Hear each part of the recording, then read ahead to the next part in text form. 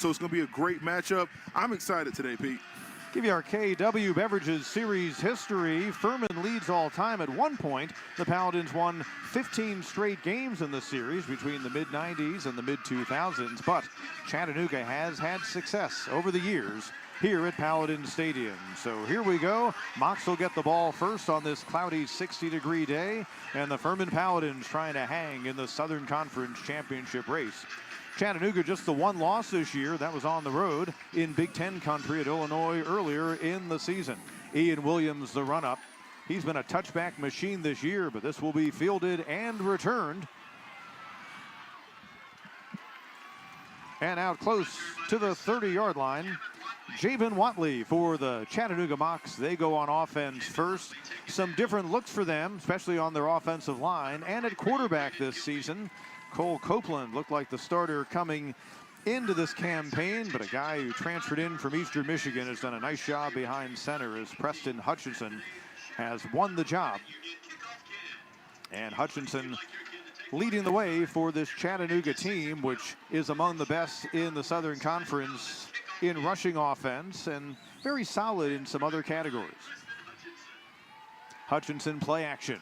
Firing, and let's see, intercepted on the first snap of the game. Wow. Stepping up and making the pick, Micah Robinson, his second of the season. Wow, huge play for the defensive unit to come out and start this game. Not really a good throw right here to start the game out by Hutchinson, but just great awareness right now by the defense, being able to get that turnover early and again get the momentum on their side of the sideline so they can try to get the upset this afternoon, Pete. It's the sixth pick thrown by Hutchinson, so Furman doing what they do defensively. That's their 20th forced turnover of the year. That leads FCS. One of the good SoCon teams at getting the ball back. So immediately Tyler Huff and the Furman offense go to work. And Dominic Roberto, play action, fake handoff to him. Huff, he can extend the play and he will. And Tyler Huff. Oh, come on. Clay Hendricks, his head coach, said they're going to have to run their quarterback today. And as he headed out of bounds, all kinds of penalty markers come flying in. What kind of penalty is that? That's not a penalty. That's just football, man. Come on, man. That's just football. Let the boys play.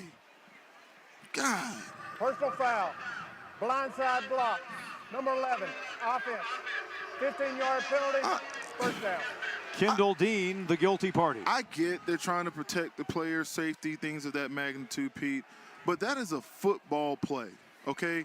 You got a guy, when you walk across those white lines and you're playing on that green field, turf, whatever the heck these guys play on nowadays, it's not a block in the back. You got to keep your head on the swivel of your defensive player. And if you're an offensive player, you're trying to make a block for your quarterback, running back, or whoever to get down the field and score. That's ridiculous. Let the boys play. So on 1st and 16, it's Huff. You will see Furman run him quite a bit today. We told you Tyler Huff leads the way for this Furman offense, our Bon Secours starting lineup. Huff and Dominic Roberto, you'll see a lot of them today. A wide receiver core that continues to grow, while the tight end, Ryan Miller, among the best in the nation on this level. Miller leads them with 49 grabs. He's moving up on the Furman all-time charts. Huff on second down in traffic. Third down upcoming as he was able to get it over the middle. And Parks Kissinger, the backup tight end, on the grab. Monsecure's starting defensive lineup for the Chattanooga Mocs. A Mocs defense that is 7th in the nation against the run, leads the SoCon in that category in total defense. And not only Jay Person a big factor, but Ty Beck, a linebacker, and the preseason player of the year, Devontae Maxwell, defensive end. Looking long, leaping attempt incomplete as Huff was going for broke. You got a flag on the play, Pete. So Josh Harris, the intended target. Let's see what the marker's all about. And again, I like the aggressiveness right here. They know they had a free play and offsides. Just kind of mistimed his jump. 53. But again, I like the fact that Furman's coming out, guns are blazing.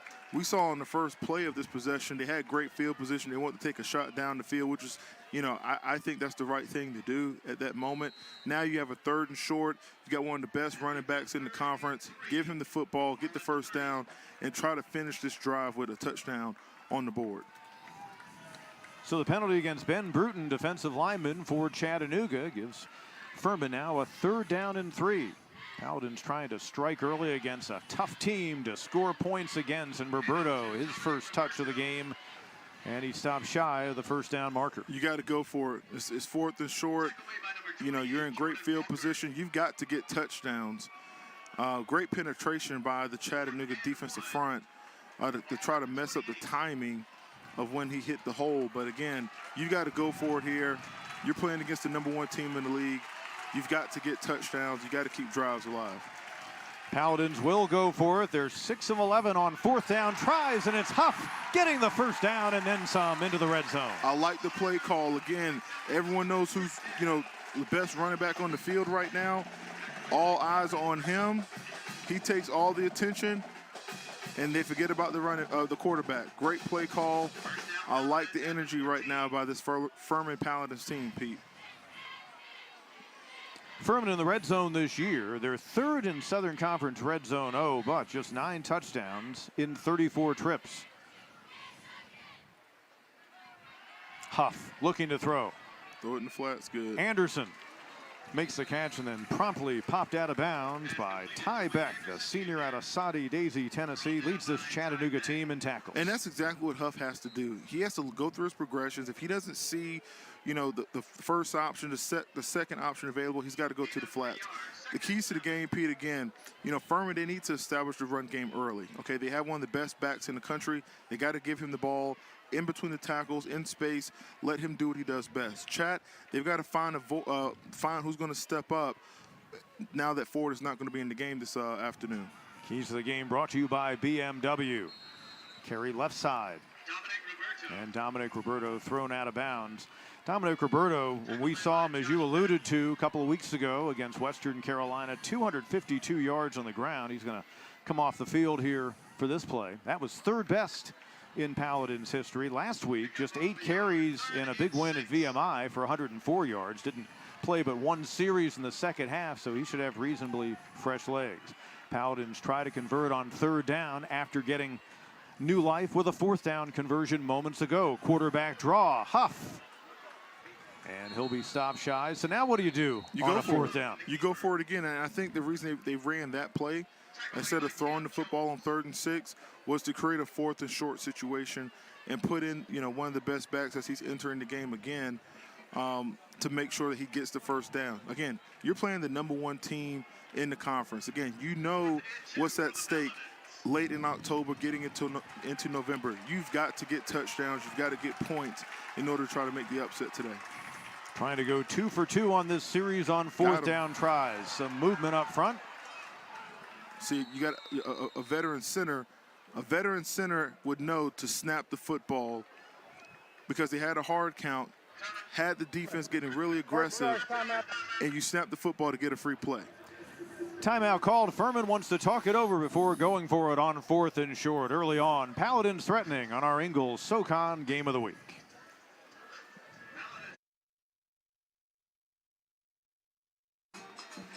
This Southern Conference telecast is presented by Ingles,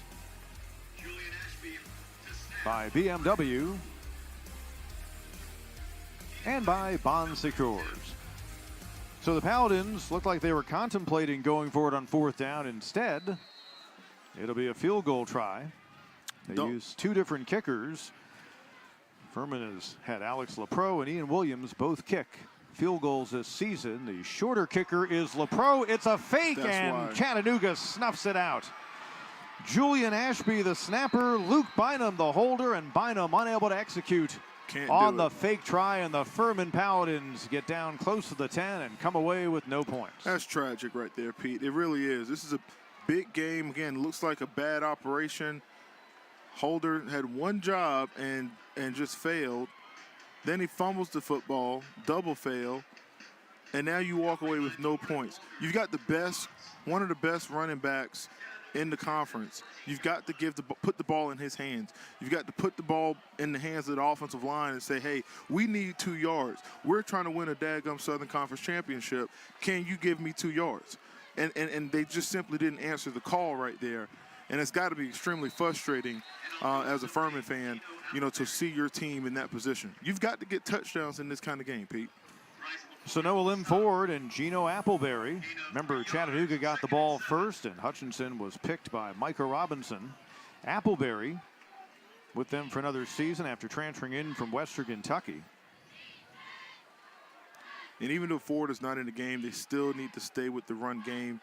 They need to continue. Oh, there it goes. And Javen Watley on the slip screen, and then some. Across midfield, Blackshear able to run him down, but all the way in Furman territory near the 30-yard line. The momentum is shifting to the other sideline right now, Pete.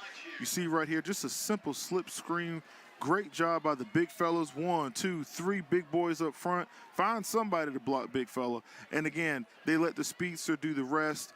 Almost made a house call. Great job coming back after throwing that pick on their first possession. Travis Blackshear showing you the catch-up speed. The All-Southern Conference corner made the touchdown-saving tackle. 1st and 10 at the 31. A pitch this time. Appleberry had a hard time corralling it. Paladins meet him. So Furman, we've talked about the prowess of the Chattanooga defense, but Furman will try to contain a starting offense today that's presented by Bon Secours that features Appleberry and Hutchinson. But those receivers, Mays, Watley, and Phillips, are guys who are trying to continue to establish themselves as targets, many moving up in stature this season, if you will. A couple of them redshirt freshmen who waited their turn a year ago. Mox generated 447 total yards against Mercer last week. Pass dumped in the flat. Tyron Arnett, another player, transfer from Western Michigan. That's his 11th catch of the season. Moves the chains. And our Bon Secours starting lineup for the Furman defense, featuring a Paladins D that's 4th in the SoCon in total defense, 2nd in scoring, and leads the nation in forcing turnovers. And Braden Gilby, the linebacker, a stalwart there. He and Bryce McCormick will certainly be critical today in run support. 1st and 10 inside the red zone for the Mocs. They're number 2 in the conference in red zone offense, and it'll be 2nd down. And again, Chattanooga just has to stick with their game plan. They've got weapons all over the place on this offense. But the thing is, the offensive line is what has to really step up. Again, whether it's Ford in the backfield or anyone in the backfield, that offensive line has got to answer the call today. They've got to move that defensive front back. They have to create a new line of scrimmage, and they have to really take control of the game early to set the type of tempo and set the kind of attitude to make sure that they come out of this thing with the win and not get upset as they march on to try to get a Southern Conference championship. Hutchinson, the Eastern Michigan transfer from just outside of Cincinnati, taking the snap on 2nd and 10. Appleberry runs into a wall. Yeah, he could thank 64 on that one. Again, 64 didn't get his head across. Watch right here. 64 didn't get his head across, allowed the defender to get inside of him and create penetration. And you can't have that kind of penetration in that zone offense. When you do that zone block, you got to take a good first step. I guarantee if we had the end zone view, he didn't take a good first step, which is why he didn't get his head across. Seth Johnson made the tackle for Furman. He's a Chattanooga native. Big moment for him. 3rd down and long. Another slip screen underneath. And this time Sam Phillips with some room, but he's knocked down inside the 15. Good open field tackling.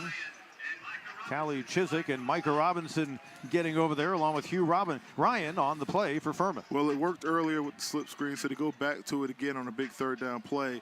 And again, he just didn't have the same wheels as the other one did, as the other receiver did. That's why he didn't get as far. But again, Chattanooga, now they have an opportunity to put 3 points on the board here early. Big win by Furman, despite the missed opportunity. When they had the football. If they can hold Chattanooga to just 3 points, that'd be huge.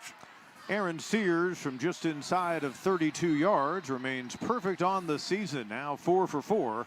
And the Mocs, for now, have the points. There is a penalty marker down.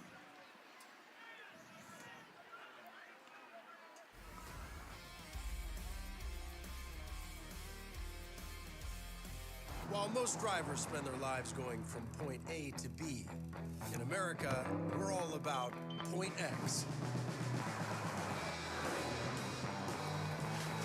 That's why our most versatile BMW X-Range vehicles are proudly manufactured right here in Spartanburg, South Carolina.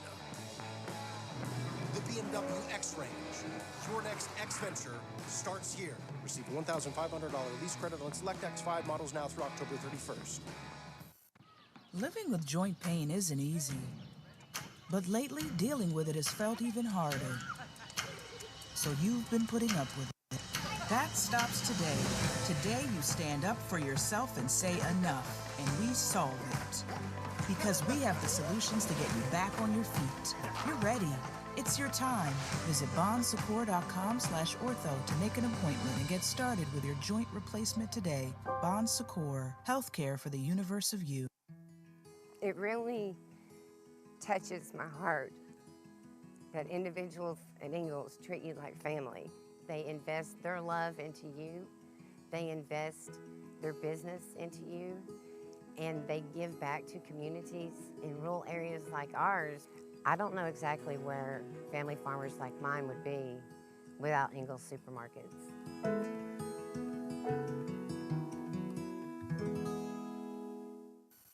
This is Mountain Dew. A rush of crisp and refreshing flavor. Delivering a bold citrus kick. Do the Dew.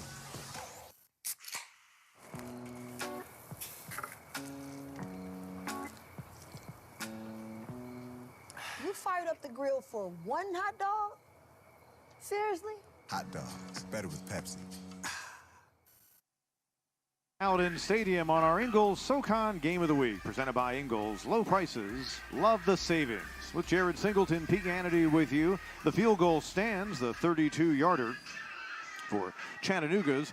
Aaron Sears makes it a 3-0 game. Next Saturday, we're in Cullowhee, North Carolina. The Wofford Terriers, the Western Carolina Catamounts. Check your listings back on many of these same stations at 2 p.m. next Saturday on our Ingalls SoCon Game of the Week. Well, Furman got stopped in the red zone. Chattanooga was kept out of the end zone.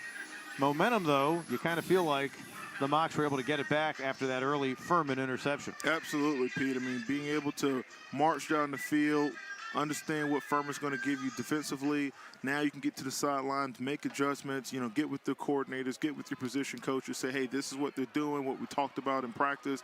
This is what they're doing or what they're not doing. And now you can start seeing the offense open up with the game plan that they have put together. Short kick. Bryce McCormick reeled it in and gets it out close to the 30-yard line. It'll be 1st and 10 Furman at the 28. It's going to be interesting, Pete, to see how this Furman offense comes out. Again, they're in the all-black unis. It's homecoming. You know, huge game, playing the #1 team in the conference. Are they going to come out focused, dialed in, and really try to put something together? Or, you know, is the moment going to be too big for them? Clay Hendricks wants balance. Here's Roberto on a first down handoff, and he ran into a wall. First hit made by the guy we featured in our open, Jay Person. He's a stud. I tell you, he does a great job reading the play. You know, trusting his eyes. He goes exactly where the ball is going to be. He does a really good job of preparing week after week. I expect him to have a huge game and huge handprint on this game, Pete. 2nd down and 9 upcoming. Play action, quick throw, and the catch by Kendall Dean, Nice close to tackle. the first down. Nice Up 3rd tackle. and short. Kyron Smith, the only returnee among the starters in their secondary, on the hit. A year ago, Furman managed just 47 yards in the air against the Chattanooga defense. Yeah, they're going to have to, you know, put this thing in the air a little bit, Pete, because, you know, if they can't have balance, if they can't throw the football to go along with this strong run game, it makes it really easy for the Chattanooga Mocs to defend against this offensive unit. So they're going to have to be able to throw the football. And again, it could be down the field, could be crossing routes, could be different spot passes, something to keep this defense honest. Got him. 3rd and short, looking long, but overthrowing the intended target.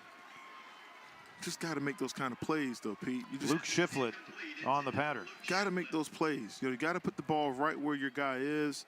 Again, he's done his job. He's beaten the defender, but you got to have a good throw.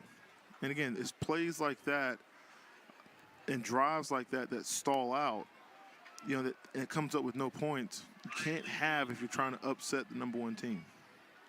Ryan Levy on to punt. Jamoy Mays back deep for Chattanooga. Mays looking to return. And the Paladins doing a nice job wrapping him up here at the 20-yard line. Take a timeout here at Paladin Stadium. First quarter between the first place team and a team tied for third on our Ingles SoCon Game of the Week.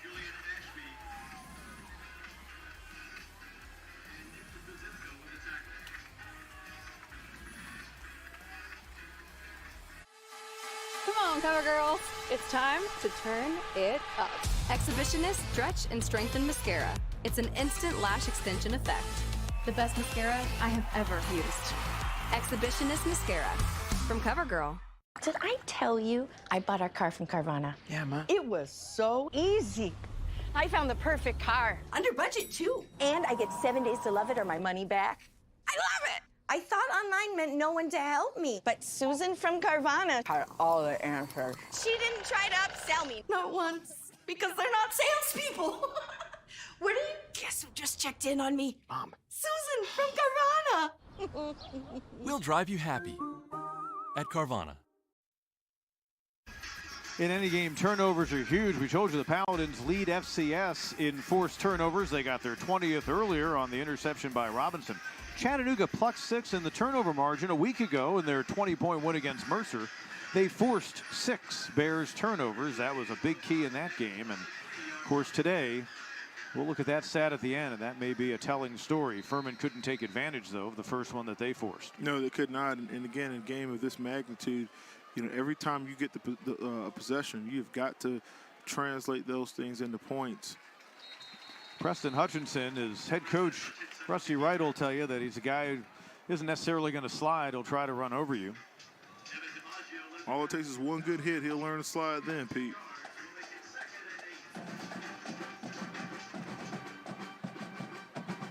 Picks up a couple. Could be that kind of game. Chattanooga offense last season had 418 yards in their 13-3 win against the Paladins, and they ran for 245. But keep in mind, if you're just joining us, Alim Ford, the SoCon's leading rusher and top 10 in the nation in FCS, not available for this game. He was banged up last week, so Gino Appleberry going to get a big work assignment. And I think Appleberry has, you know, all the different, you know, skill sets needed to really carry the load this afternoon, Pete. It's just that Ford has been so good for so long. That's why, you know, he's always the spotlighted and impact player week after week. But someone's going to have to step up. Is it Appleberry? Is it Hutchinson? Is it the offensive line? Who's going to step up? What group is going to step up for that offensive unit to keep the drives alive, keep the momentum going, and keep the pursuit of trying to get a SoCon championship back in Chattanooga? 0 for 1. Hutchinson looked like he was trying to dump it off underneath the Phillips, but instead he's dropped about a yard shy of the line to get. We're going to see the punting unit. And he's got to make a decision here, Pete. You know, if you're going to throw the football, make the decision, make the throw. If you're going to tuck it and run, get upfield. Don't dance and tiptoe around. You know, you just said he doesn't like sliding. Well, heck, son, you got to make a decision. If you're going to make the run, get the 3 yards, pick it up, put your head down, put your shoulder down, and go get me 3 yards. They've rotated punters this year, Jason Pierce and Gabe Boring. This is Boring, the left footer. That's not one of his better efforts of the year of his career. We could have did better than that, Pete. And Furman will gladly welcome the good field position to start another series offensively. And of course, we're given a short field the first time they had the ball off the Robinson interception. I think on this drive, Pete, they're going to have to get a big dose of Dominic Roberto. I mean, you at some point, you know, you've got to give him the football, whether it's, you know, inside zone plays, whether it's, you know, halfback screens, something. You know, you have to give him the football early and often. That was one of the keys to the game, because he can really take the game over for you. Despite his 231-pound frame, he does have speed. Play action again. Dean on a slant. A first down inside of Mock's territory. Stays on his feet inside the 35. Nice play. Nice play right here, Pete. You see here on the replay. Again, the run game gets so much attention. You know, sometimes going and making a nice pass on first down is an aggressive move. But because of the run game getting that much attention, you might have some of those opportunities earlier in the downs. Josh Battle wrapping him up. redshirt freshman safety for Chattanooga. Nice first down play. Again, picking up 4 yards on first down. That's what you want to do. You know, create a real second and medium, second and short type situation. That's how you keep a drive alive. Devin Abrams with the carry. They've got two guys who essentially play a tailback slot, if that's what you want to call it, but they're built like fullbacks and did play fullback when they went with two in the backfield behind their QB in previous seasons. They've changed up the offense a bit, but as you see, a two-back look with Anderson to the right of Huff and taking another dump off, or make that Roberto rather, and Dominic Roberto able to lunge his way, I believe, far enough for a first down. And that's what I'm talking about, Pete. You've got to find ways to give him the football. You know, I like the, you know, two-back formation. Just give it to him in space, in open field, out of the backfield, and allow him to pick up the first down. And again, what that does for him, it gets him going. You know, gets him different touches, and star players, they need that. They need to find a way to get going early, and giving them the football in different ways will do just that. Hesitation, firing, and above the target. He was trying to get it to his top receiver, Ryan Miller, the tight end. It'll bring up second down. Great defense by Chattanooga. Again, one thing that Chattanooga does really well, we talked about it in the open, Pete, they can't get the ball over in turnovers. And so they do a really good job, especially in the red zone area, to make sure that they don't have blown coverages. So you're going to see tight coverage all afternoon from this secondary front, because, again, they do a really good job in coverage, especially when they get close to the red zone area. Cam Brown, the corner, that time. Step for step with Miller. Off the fake, designed run. We knew we'd see a lot of this. Huff stays on his feet, and he's in. Touchdown.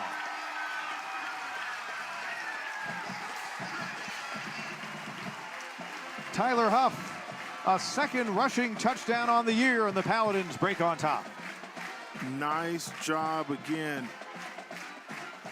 Great job understanding what the defense was giving him and being able to, you know, make a few moves, and the toughness of being able to, you know, shed off tacklers. Really surprising to see a lot of arm tackling by Chattanooga's defense on that last play, Pete.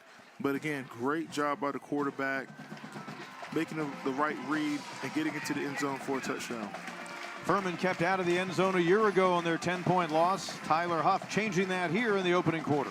Again, just arm tackling, so much attention to the running backs and just not enough attention on the quarterback on that zone read. The quarterback did a great job seeing the green grass and making a play to get into the end zone. So the Furman Paladins, that time, able to work their way into Chattanooga territory and close the deal. Furman trying to hang in the SoCon race, and for that matter, really when you think about it, as they come in with 2 losses overall, having fallen outside of the conference to Clemson, and then here a few weeks back against Samford, they feel like they may need to run the table to get an at-large bid if they end up in a situation where they would lose a tie for the Southern Conference #1 seed, or the automatic bid rather for the FCS playoffs. But here they are up 7-3. We don't expect a whole lot of scoring today, but each team getting points in the opening quarter. Williams kick, fair catch called for. Well, Furman can really control their own destiny. We've talked about that when we did their game earlier this year. They have to win out, but they have to win the big games, and they have to win those games, in my opinion, decisively. I think they have all the talent in the world. The Paladins do. They have a really good defense. They have a great run game, as we've seen on offense. But they have to put it all together, and they can't have silly mistakes. They can't have offside penalties. They can't have, you know, delayed games or not getting lined up right. We're getting to the point of the season where championship teams really separate themselves when they're able to mitigate those silly penalties. They're doing all the little things right, lining up correctly. And Hutchinson over the middle.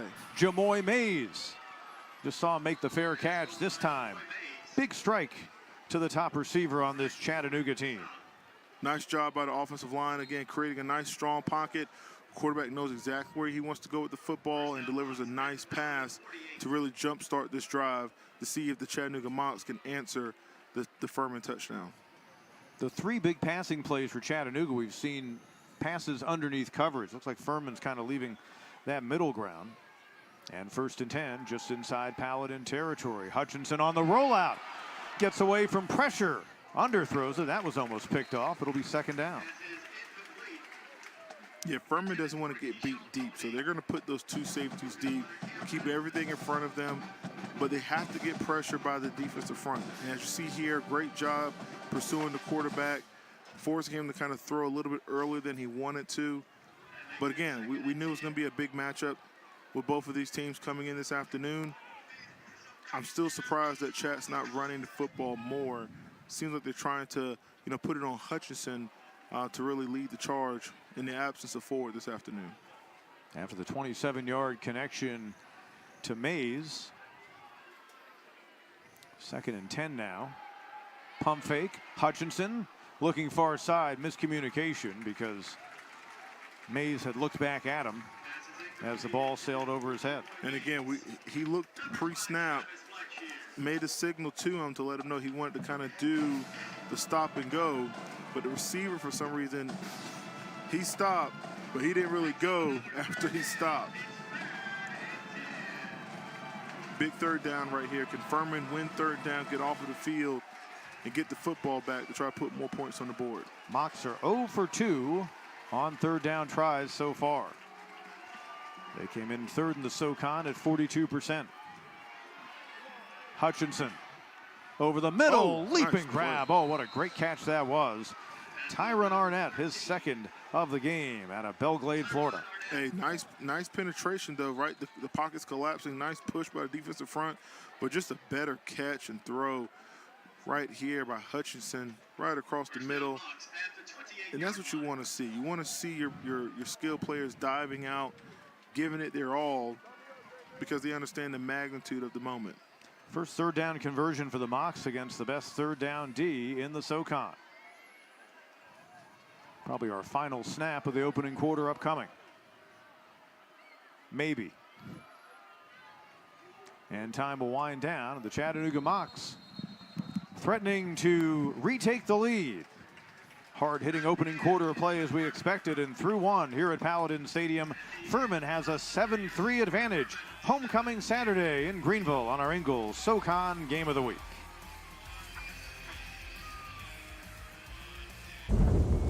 Red Riding Hood loved visiting Grandma's house. Unfortunately, others did too. But after saving big with early holiday deals at Amazon, she was ready for those uninvited guests.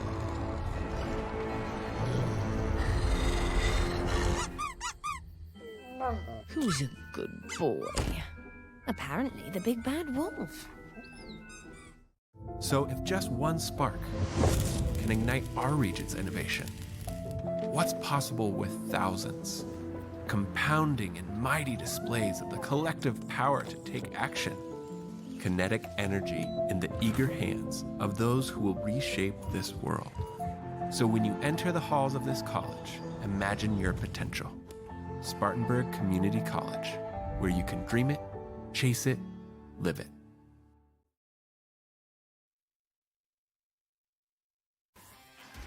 First quarter stats, Mocs have relied on the arm of Preston Hutchinson, who's 5 of 8 so far. Yeah, absolutely, Pete. It's kind of interesting to see these stats, though. Wouldn't expect to see 10 yards rushing from Chattanooga here in the first quarter. But again, the defenses have done a great job of really stepping up. We saw the interception from Furman on the first play of possession for Chattanooga. I really think this second quarter, both teams can kind of settle down and really be able to get to their game plans. Gino Appleberry, his 6 carries so far as the guy in place of Alim Ford. Most he's had this season, 12 couple of games ago against VMI when he had his lone 100-yard day with 109. Well, they've got a great field position here, 2nd and 7. They've got to find a way to put points on the board and really get back into this ball game.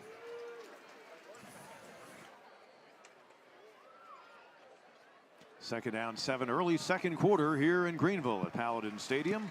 And that time, Appleberry hit hard and pushed back.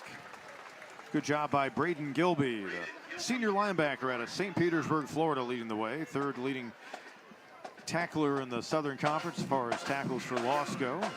51 stops coming in. Great job by that defensive front being able to create that penetration. Again, they have a tall task today, but with Ford being out, they can really zero in on all the different players on the Chattanooga offense to really try to slow down instead of just one really good impact player.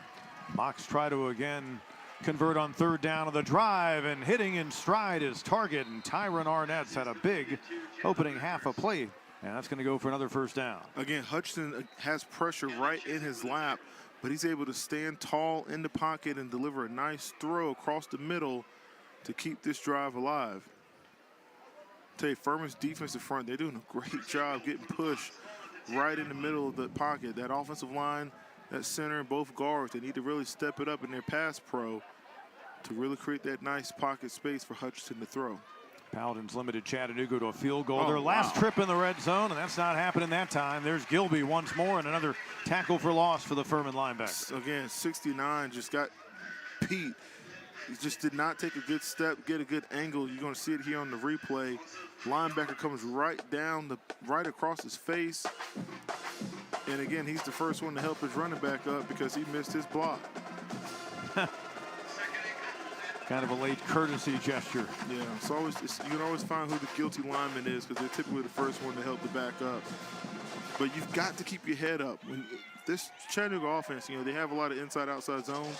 When you have a zone blocking scheme, that offensive line, especially the backside, they've got to take a good first step. Nice toss to the end zone, and the connection for the touchdown.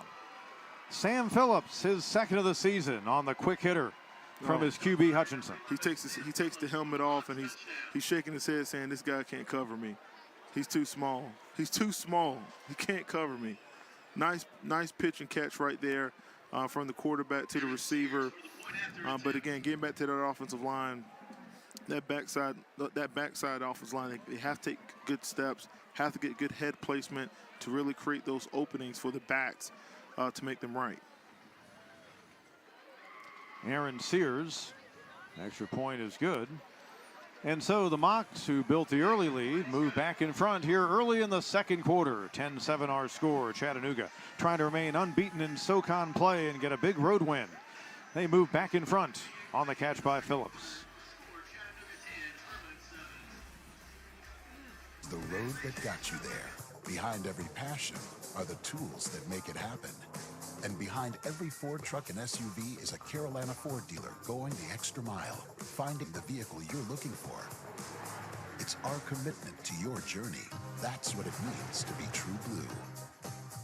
New inventory is arriving daily. For great offers on a new Ford truck or SUV, go to buyfordnow.com or see your Carolina Ford dealer today. Jewelry has always been the most powerful gift of love, whether it's an engagement or an anniversary. Here at Hales, we're in the business of celebrating your life's most special moments, from the past, the present, and the future. Being Greenville's oldest business means we understand that we're only as good as how you feel when you leave the store. We welcome you to visit our flagship jewelry store.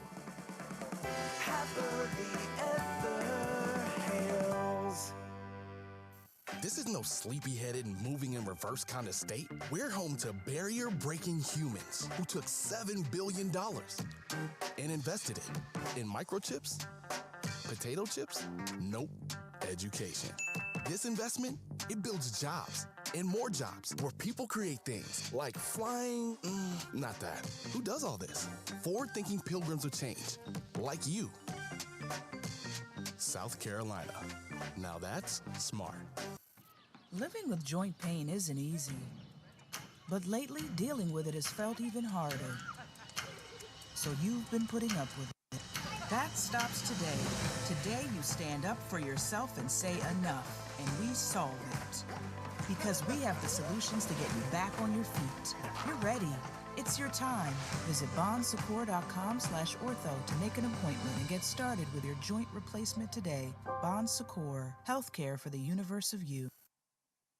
Chattanooga's had a number of players drafted by the NFL over the years, but last spring, Cole Strange was taken in the first round by the New England Patriots. The veteran guard decided to come back to school for one more season. It paid off, and he was the first Southern Conference first-round draft choice for an NFL team since 1974. And now he's on that offensive line for the Patriots in his rookie season. Cole Strange, what a great career at Chattanooga. What a great honor for him in the SoCon, being taken as a first-rounder by the Patriots last year. He was a stud. I remember his freshman year, we did the Chattanooga, Western Carolina game, and, you know, the coaches were just raving about how strong he was as a freshman, his fundamentals, his footwork. No surprise that he put together a really nice career at Chad and earned himself an opportunity to play at the next level. Andrew Southard with the kickoff, and Anderson let it bounce. That was dangerous. Gets there just in time on the live ball. And speaking of offensive linemen in the league, you see here on the replay, they thought the ball was going to go out of bounds, but the ball didn't bounce that way. Dakota Dozier, I played against him when he was here at Furman. I believe he's still currently in the NFL, I believe with the Chicago Bears. But again, it's always good to see Southern Conference players represented at the next level. Anderson falling on the football at the 18-yard line. So Tyler Huff and the Paladins put together a scoring drive last time they had it. Dominic Roberto. Going can be tough when you're facing the 7th best rushing defense in FCS. I mean, this Chattanooga defense, they just have so much speed, especially on the outside. Those linebackers, they do a really good job pursuing the football from the backside, keeping and setting the edge on the front side. And again, that speed and athletic ability that these linebackers have on this defensive unit really makes them hard to run against. Little misdirection on the pass play.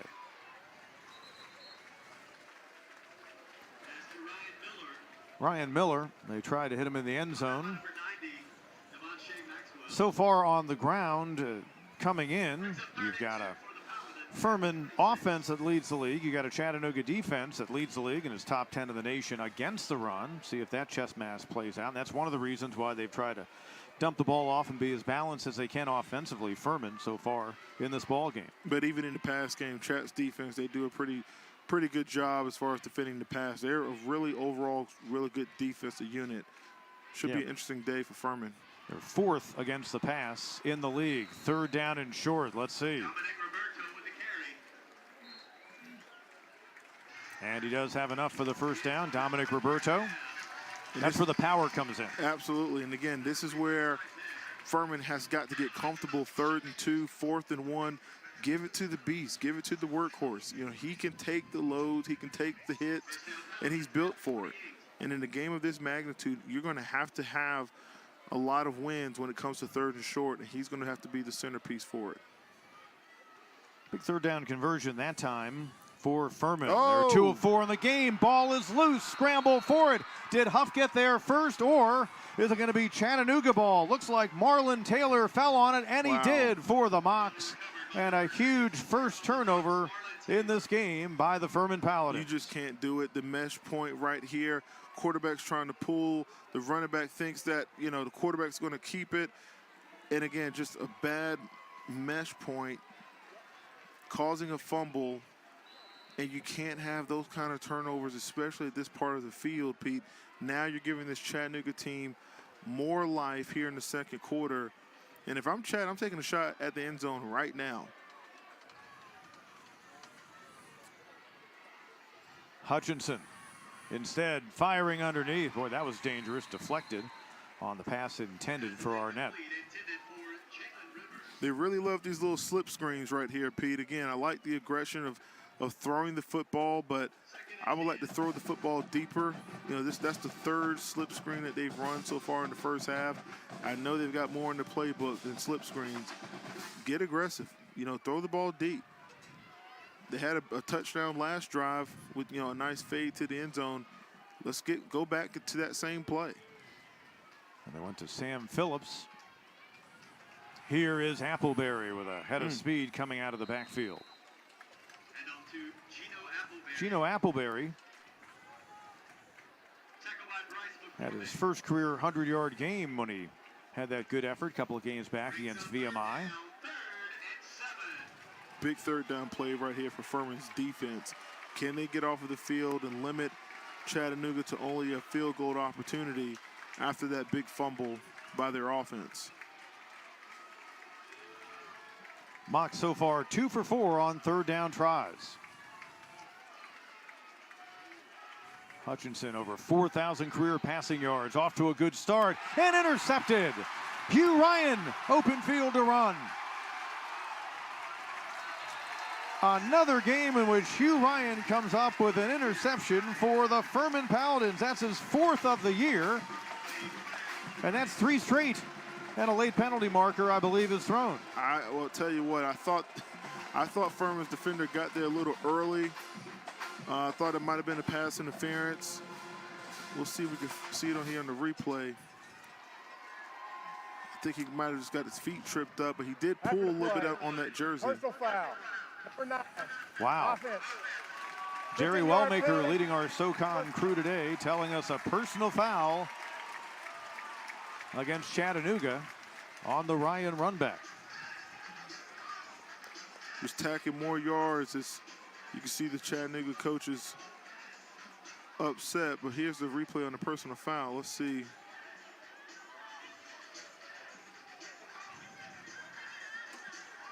I guess the little hit out of bounds. I mean, my 7-year-old son's hit me harder than that. So if that's a personal foul, that's interesting. But hey, you know, big turnover for Furman. And what can they do with it, though? Second pick of the game. The penalty puts it at midfield, and hard running that time left side for Roberto.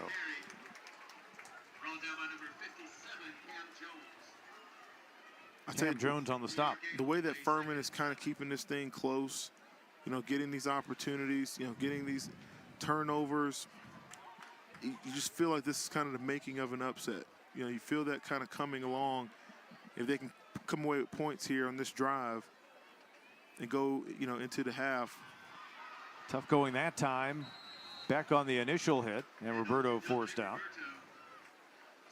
I mean, Roberto's such a fast back. He's used to being able to get to the outside and then turn on the burners and jet on people. But this Chattanooga defense, they do a really good job. We've been talking about it all game, how well they run sideline to sideline, how well those linebackers can really understand the flow of where the ball's going and really, you know, be a good stopper, giving up only 86 yards per game, rushing the football, Chattanooga's defense. It's going to be a tough day for Roberto, but he has to stay consistent with it and have to continue to give him the football. Third down over the middle. There's Miller. Ryan Miller reaching up at 6'2", pulling it in. Huge third down conversion for the Paladins. And again, Miller just wins his matchup one-on-one. Nice throw, nice catch, understanding where the first down marker is, keeping this drive alive for the Paladins. Ruben Lowry catching up to him to make the tackle for Chattanooga. You've got two of the best third down defenses in the SoCon working today. I mean, you look all over the stat sheet for the league, and on both sides, really good numbers for both these squads. Anderson moves in motion. Huff looking to throw.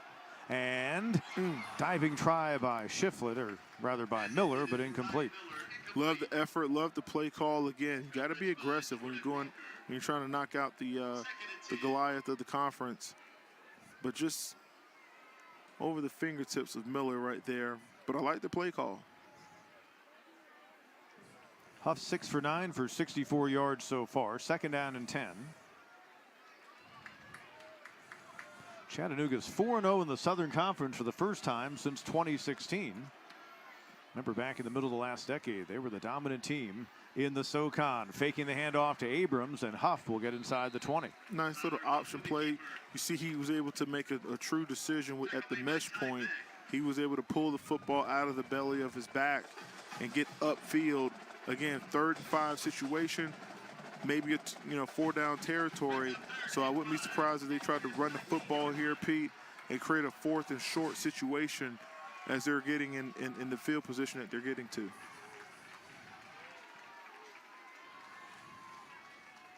Paladins trying to retake the lead. They dodged a bullet after the fumble deep in their own territory. Ryan came up with the interception. On the blitz, screen play. Anderson showing you the speed, cutting outside. And he's knocked out near the 5.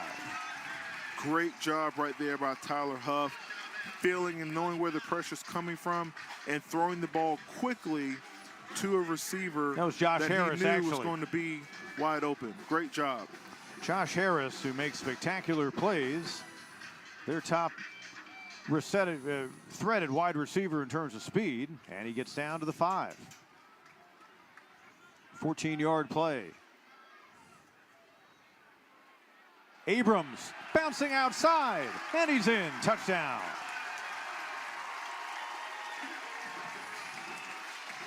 Great job right there, Pete. Again, nice pressure, nice penetration in the middle of that defensive line. But Abrams sees that penetration. He's able to bounce it outside where there's no one there and take it to the end zone. Roberto does most of the scoring on the ground for them, but first Ryan and now Abrams with rushing touchdowns. It's Devin Abrams' second of the season, and back in front goes Furman.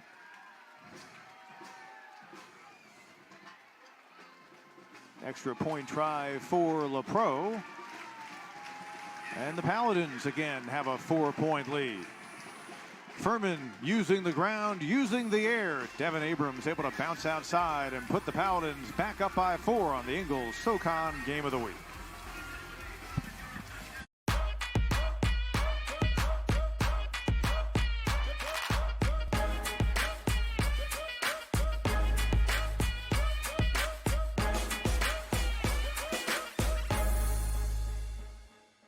A good crew knows conditions can change, especially in life.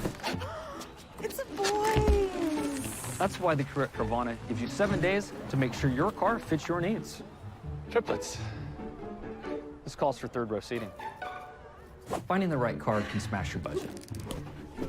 But the crew at Carvana makes it easier to shop with thousands of cars at the right price. So breaking in the new ride won't break the bank. Looks like this little piggy gets to see another day. So he thinks.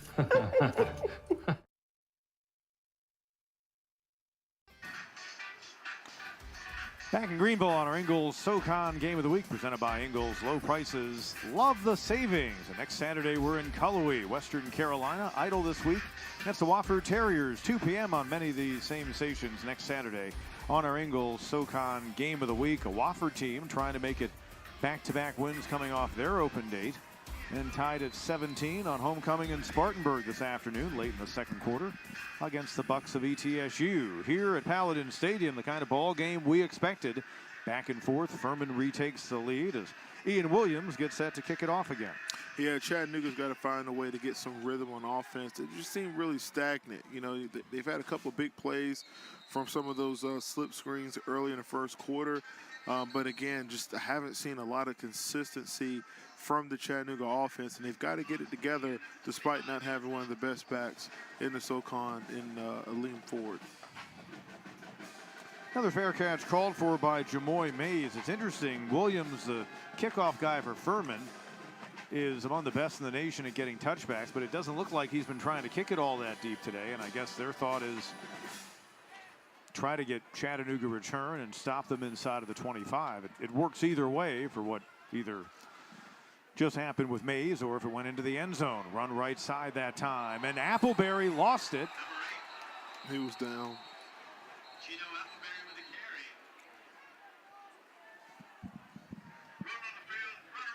Losing the ball. Second down. You see right here, once the tackle's made, yeah, the ground can't cause a fumble. Yep. So he was down, Pete. Picks up 6 on the play. Appleberry's 11th attempt, we told you, is season high, 12 in that 100-yard plus effort against VMI. Now hold everything, as it'll be a legal procedure with a penalty marker falling to the top of your screen. Prior to snap. And make it second down and 9. And those are the type of penalties, Pete, that you just can't have, you know, when you're trying to win a SoCon championship, and especially when you're the #1 team at this point in the season. I get it if it was the first game, second week, things of that magnitude. But, you know, we're 2 months into this thing, and we're still having these type of penalties. Just can't have that when you're trying to win a championship. Third penalty against Chattanooga. They're among the most penalized in the conference. But it's interesting, if you look each year at the end of the season on stats, a lot of the winning teams tend to be among the most penalized, and in some cases because they play very aggressively on defense. Appleberry, second down and long, and it'll bring up third and long. I tell you, this Furman team, they're building so much momentum as the game is coming along, making big stops, creating third and long situations, making big plays on both sides of the ball. They have the lead right now, halfway through the second quarter. Can they win here on this third down play and try to get the ball back and put more points on the board before halftime? Chattanooga ranked as high as number 6 in the FCS polls. Highest ranked foe for Furman since 2018 when they faced Wofford. Throwing on third down. Hutchinson completing for the first as he gets it to Jamoy Mays, who's closing in on 30 catches for the season. Nice protection again. The big boys up front creating a nice pocket for the quarterback to look through all of his progressions, and he just delivers a strike to the receiver where no one else can get it but his receiver, who makes a great catch on the sideline to keep the drive alive. Chattanooga trying to answer.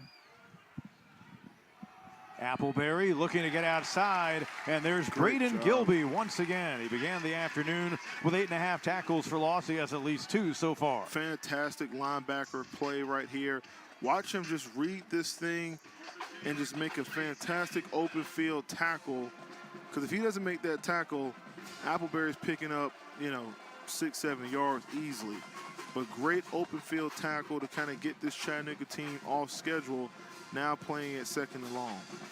Just joining us, Alim Ford for Chattanooga, the leading rusher in the SoCon and number 9 in FCS, did not make the trip. He was banged up last week in their victory over Mercer.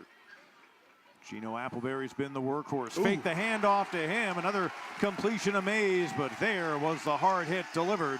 And a big-time hard hit by Cam Brinson, the safety. Just a great job by the safety, reading the play, breaking on the ball, and making a great tackle in open field, wrapping up. That's what you have to do.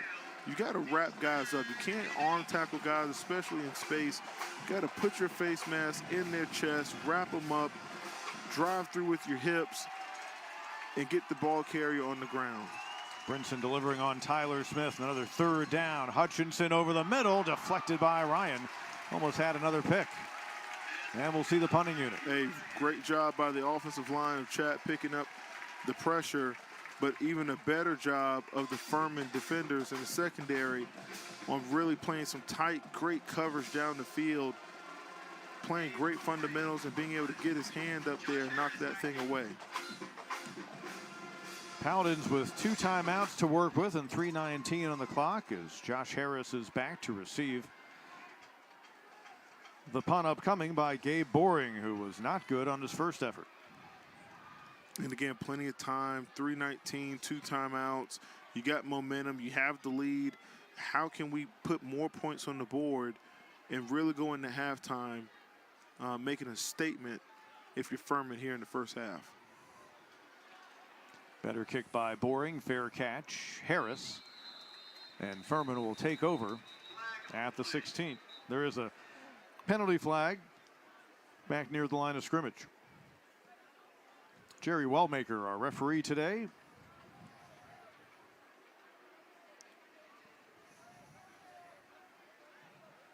Legal formation. Receiving team. That penalty is declined. First down. Mox will go ahead and take the kick. Furman will have the ball when we come back to Greenville here at Paladin Stadium. A 4-point lead for the home team. While most drivers spend their lives going from point A to B, in America, we're all about point X. That's why our most versatile BMW X-Range vehicles are proudly manufactured right here in Spartanburg, South Carolina. The BMW X-Range, your next X-Venture, starts here. Receive a $1,500 lease credit on select X5 models now through October 31st. We don't only raise our crops here, we raise our families here. It's not easy for Ingalls to deal with small farmers. It's easy for them to call one big supplier, give them a PO, and say, fill it, but they buy local.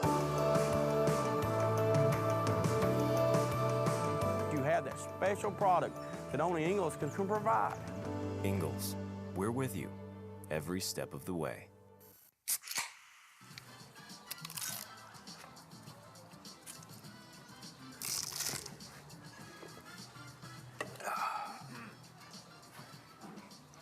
Nachos, better with Pepsi.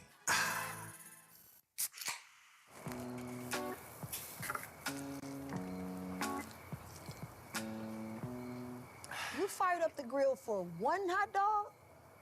Seriously? Hot dogs, better with Pepsi. It's bow time. This is Larry. And this is the big, bold, hand-breaded Bo's chicken sandwich. Larry knew he couldn't. He shouldn't. I mean, he is a chicken after all. But Larry craved this flavor-packed hunk of sandwich. And before he knew it, his little chicken heart belonged to Bojangles forever. Thanks to a sandwich so juicy, so tender, even a chicken wants to eat it. Larry, people are trying to eat.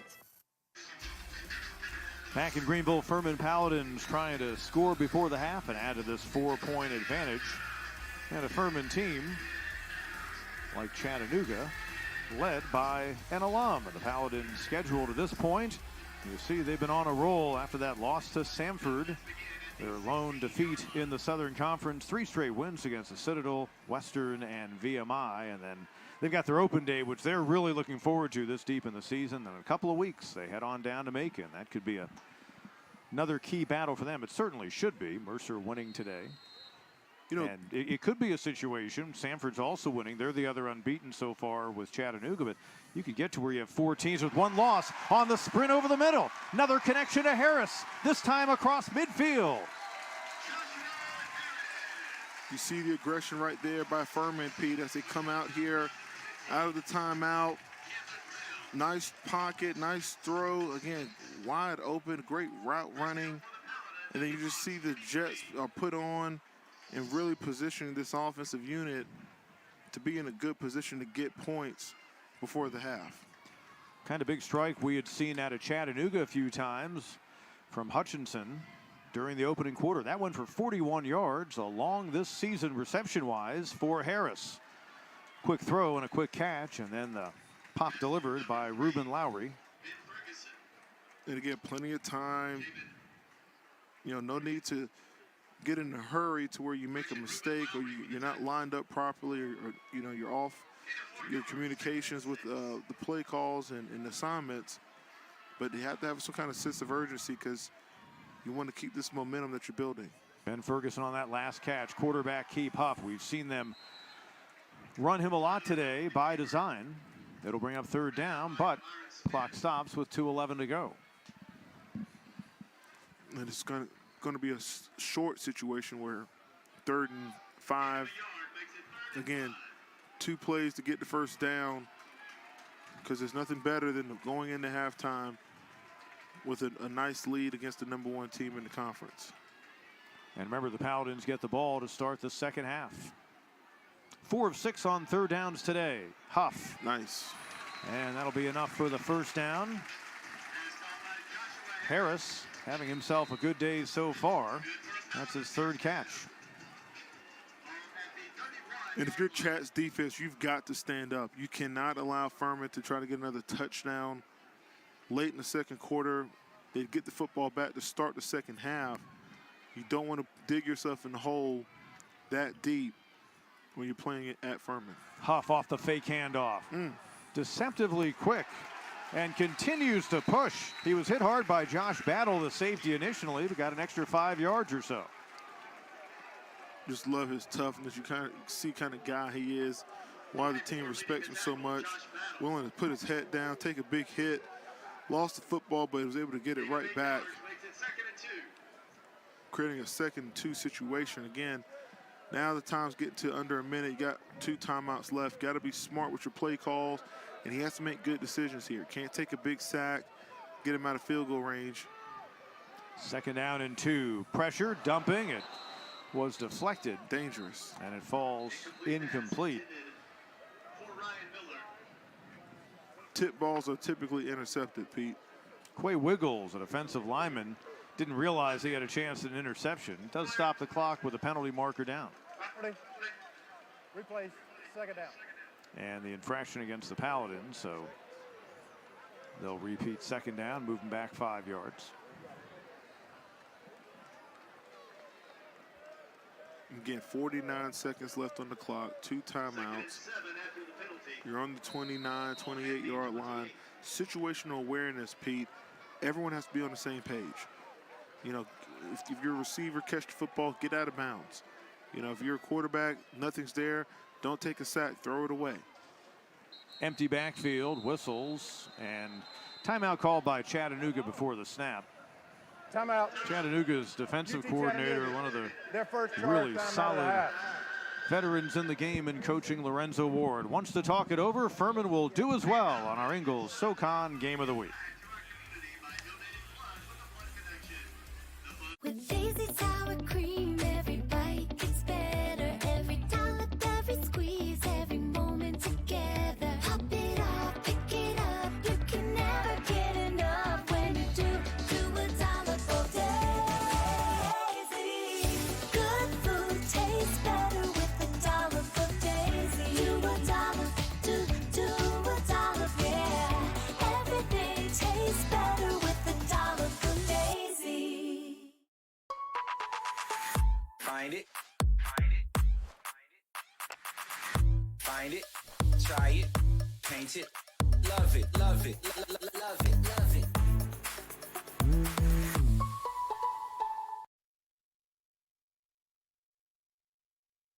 When he played at Chattanooga in the 90s, he was a teammate of Terrell Owens. Rusty Wright now in season number 4, guiding his alma mater, going after a 22nd win today. Mock's lone loss this year to the Illinois Fighting Illini. No shame in that. But you notice, Jared, they've really not played a close game this year. The 8-point win against ETSU, in which they rallied in the second half, the only one of those. We'll see if it gets to crunch time. We still have this kind of battle, if that has any impact. So out of the timeout, a second down and 8. Call it second and a long 7. Huff in the flat. Dangerous throw. Catch is made, but Anderson stayed in bounds, so the clock will continue to wind, or will it? Timeout's going to be called. Wayne Anderson, a guy who just made that catch. They moved from running back over the last year to wide receiver. Well, you see the speed of the defense, you know, causing him to have to throw that football quickly. Good job by Ruben Lowry right there on the coverage. He's really emerged this year, sophomore from just outside of Atlanta. And it was a great tackle by him because, again, if he doesn't make that tackle, Furman's still in bounds, and they're probably scoring on that play. So, again, great job. You just see that quickness, see that speed from that Chattanooga defensive unit. You see the nice turnout on homecoming. It's an overcast day, temps around 60. It's great football weather. We had a little bit of misting rain this morning in the Greenville area, but nice day to be at the game with man or man's best friend in that case. I guess. Third down and short after the completion.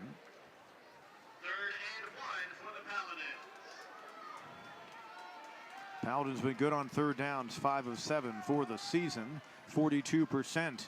They go with the handoff, and looks like Abrams able to get the first down. He will, so that stops the clock to move the chains with 35 seconds left. Furman, the 1 timeout remaining, will be ready to go at the whistle. And this is just a tough play in between the tackles, just trying to make sure they pick up the first down. And on that snap, they clock it to stop the clock with 29 seconds left. And you have plenty of time here based on being on the 19-yard line in the red zone to run several plays. I wouldn't run the football. I definitely would put the ball in the air, being that you only have 1 timeout left. But get something where, you know, where's my tight end at? Can I get a matchup? You know, identify the coverage that the defense is in and find my tight end a matchup or a play that's going to get him open. That's where I'd attack right now, Pete. There he is. Huff, pressured, firing toward the end zone, well over the reach of the intended target. And it stops the clock with 21 seconds left. Joshua Harris never really had a chance. And again, you see the pressure right here on the outside, that speed.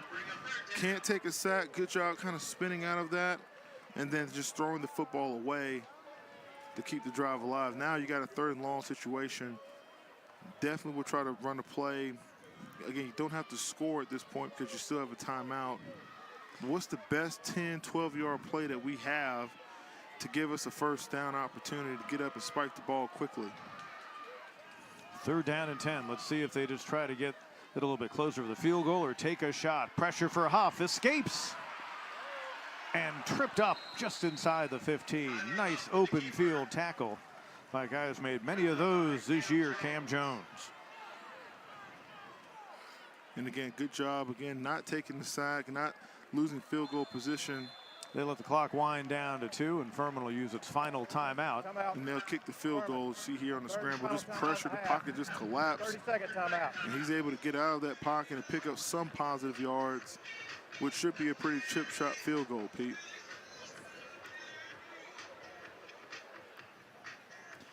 Paladins looking to go up by 7. Heading into the half. And to get the football to start the second half. So they're coming away with points here to close the half. Go into halftime, go in the locker room, regroup, refocus, make some adjustments, which I'm sure Coach Hendricks will find and get those implemented. And how they come out in the first possession of the 3rd quarter is going to be critical to this game.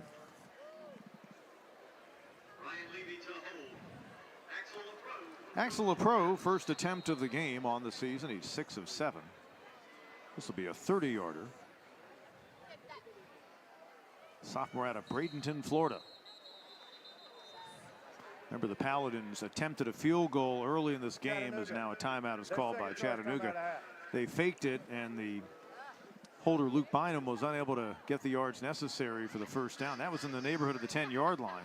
It came after an early interception by Micah Robinson of the Paladins. They couldn't convert in their opening drive, and in a tight game at the end, we could be looking all the way back to the first couple of minutes of the ball game when Furman couldn't get any points after being given a very short field. Absolutely, Pete. I mean, in a game of this magnitude, every possession matters and every play matters. And so you have to try to find a way to win the plays because, again, every football game comes down to about 2 or 3 plays that make a huge difference.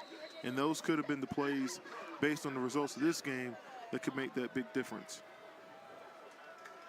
Teams combined for 16 points a year ago, and once again, Rusty Wright can't take them with you, so why not use the timeouts, and he will burn the last that he has available. And again, I thought he had already called 2, but great job by the center holder, still getting a kind of a practice kick in so the kicker can see the ball going through the upright. I always wonder why centers don't snap the football when they're hearing that timeout so they can allow their kicker to kind of get a mental rep of seeing the ball go in. Because if they missed it and it doesn't go in, the kicker can then make adjustments as needed so when the play is actually live, hopefully he can come away with points.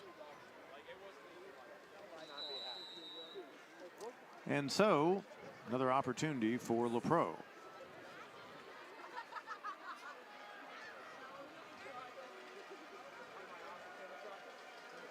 From 30 yards, win not much of a factor, and it's good.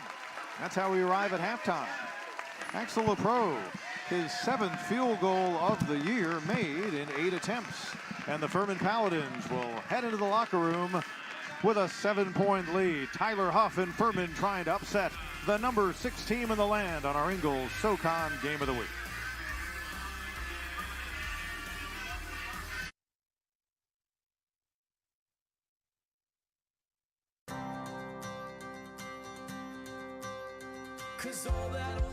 I'm Chris Bainbridge, inviting you to take a ride with me. This is an amazing place to find adventure in all shapes and sizes. Ingles has sent me on a mission to bring you the very best of what our beautiful home has to offer. Food, fun, nature, music, and more. All affordable and all out of the ordinary. This is the Ingles Open Road.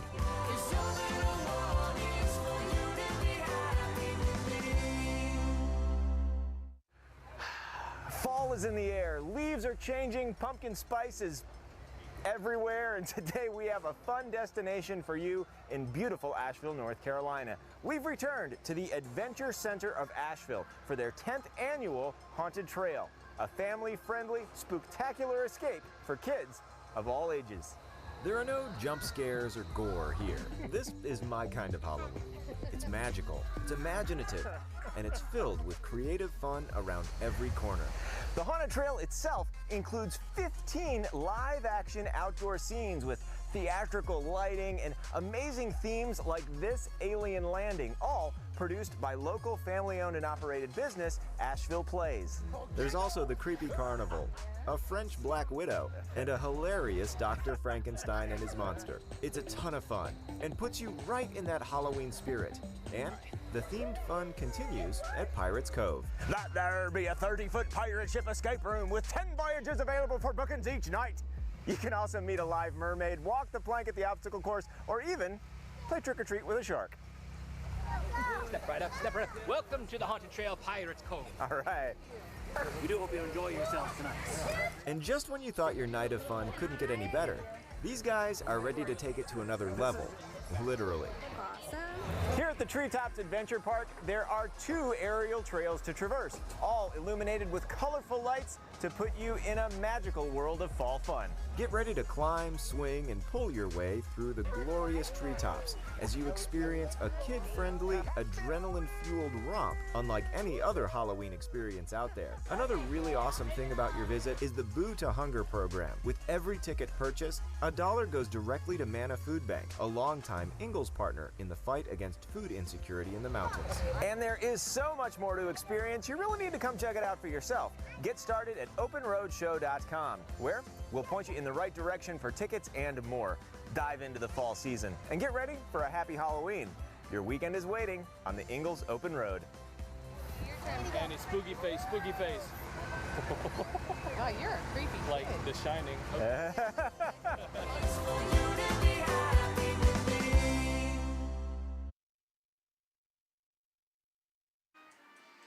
Halftime continues on homecoming at Paladin Stadium here on the Furman campus, and the Furman Paladins a 17-10 lead on Chattanooga on our Ingalls SoCon Game of the Week. We welcome you back in with Jared Singleton, Pete Hannity. Clay Hendricks, the Furman head coach, telling us coming in his team had to be balanced offensively to have any chance, and we've seen it so far. Absolutely. We've seen some run game. We've seen some pass game. We've seen some really good defense. So, again, I think Coach Hendricks was happy with the first half performance, but they're going to have to do that same thing in the second half to try to get the upset this afternoon. Another part of the balance, be good on the defensive side of the ball. And early on, Micah Robinson, a big interception. Bad snap. It wasn't a fake. I may have alluded to that earlier, but a bad snap on the field goal try and no points. And again, you have to get points in a game of this magnitude. And Furman, again, we were able to see some tough running by the quarterback, bad defense by Chattanooga.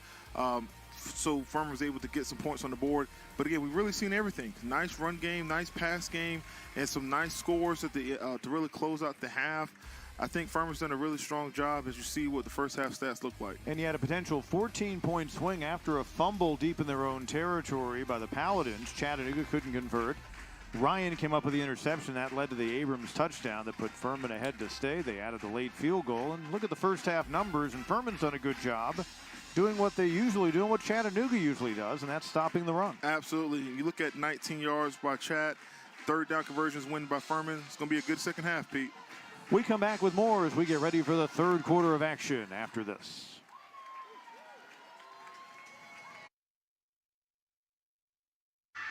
The mountaintop homes that overlook the Furman campus here in Greenville, South Carolina. The Paladins a 17-10 lead on the Chattanooga Mocs, trying to hang in the hunt for a SoCon title. It's one of 4 Southern Conference games today. Mercer winning big in the third quarter at VMI. They're also in the third quarter in Spartanburg. A tight one as Wofford tries to make it back-to-back wins. And Sanford, the other unbeaten in Southern Conference play as the day begins. You saw them leading at the Citadel. So Chattanooga and Sanford, the 2 remaining unbeatens. Furman and Mercer trying to hang around. The Bears and Paladins still face each other ahead, and the Bulldogs and Mocs, Sanford and Chattanooga, still have to play each other, and Sanford still faces Mercer on the schedule as well. Should be a great stretch run. Should be a great second half here at Furman. We come back with it on our Ingalls SoCon Game of the Week. This Southern Conference football telecast is presented by Ingalls. Low prices, love the savings. By BMW and by Bon Secours. Second half about to get underway here at Paladin Stadium. An overcast day, 60 degrees. A year ago on a dreary Saturday in Chattanooga, the Mocs came away with a 13-3 win. They trail by 7. This is perfect lineman weather, Pete. Yes, it is. And the short kick and the return and trying to bust ahead and doing a nice job getting some good yards on the run back is Kendall Thomas, reserve running back for this Furman team. Doesn't have that many returns this season, just his second of the year on the kickoff by Southern. This first possession here in the second half is going to be critical. It's going to say a lot, okay? Furman has the lead by 7. It's the #1 team in the conference. They have the football. They were able to get points on the board before halftime. Can they come out here in the second half and put a nice drive together that results in a touchdown and really put this Chattanooga team in a tough spot to try to defend that #1 spot? Furman trying to get its first win of the series since the fall of 19. Faking the handoff. Huff, we've seen a lot of this today, and he's in the clear. One man to beat as he heads out of bounds. You can see Huff is feeling really confident right now with that zone read. See here on the replay again. At the mesh point, Roberto becomes another blocker, and then he sees green grass and is able to come out with a nice first down play to now get into the opposing territory. Tyler Huff, 11 carries now for 95 yards. He went for 30 that time. He's the leading rusher in the ball game. So 1st and 10 at the 30. Nice. Huff over the middle. Man moving. Miller breaks tackles. Touchdown. What a strike. And again, saw that thing open up from up here, Pete. Just a nice route. Everyone is sucked into the backfield, thinking it's going to be a run play. And Huff makes a nice strike across the middle. And just poor tackling. Really rare to see that from a Chattanooga team. Poor tackling like that from the secondary.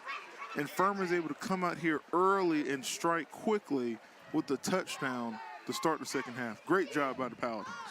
9th touchdown catch this year for the All-American Ryan Miller. And it's the 10th thrown by Huff. LaPro's extra point gives the Paladins a 2-touchdown lead. Yeah, but again, nice job right in the middle of the defense. Nice strike, just poor tackling right there. Able to come through with a touchdown. I tell you what, Chattanooga needs to get it together quickly, Pete. They need to get together quickly because, again, this Furman team is getting a lot of momentum, a lot of energy, playing at home, trying to upset the #1 team in the SoCon. Wow, just like that.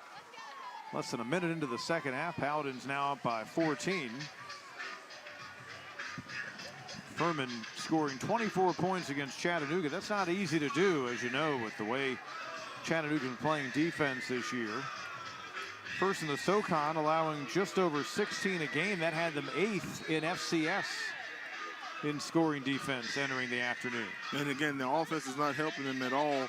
Only being able to manufacture 10 points in the first half. You really see that they're missing forward in that backfield. Hopefully they made some adjustments in the locker room at halftime and come out here in the second half and kind of get this thing back in the right spot. Mays again a fair catch. So the Mocs will go to work. Furman now has scored 17 straight points after Chattanooga led briefly 10-7. And again, this Chat team, the offensive line, they really need to kind of set the tone early here in the second half. You know, move people out the way, create some openings for Appleberry in the backfield to really make a difference. It starts with the big boys up front. Appleberry, his busiest day of the season, with Ford being out. Late flag on the play. See what the penalty marker's all about. In the opening half, 3 on Chattanooga, 2 on Furman. Jerry Wellmaker wearing the white hat today. Personal foul. Face mask. Number 6 of the defense. 15-yard penalty. Hugh Ryan made the stop, but is also whistled for the face mask, and that'll move the Mocs further downfield.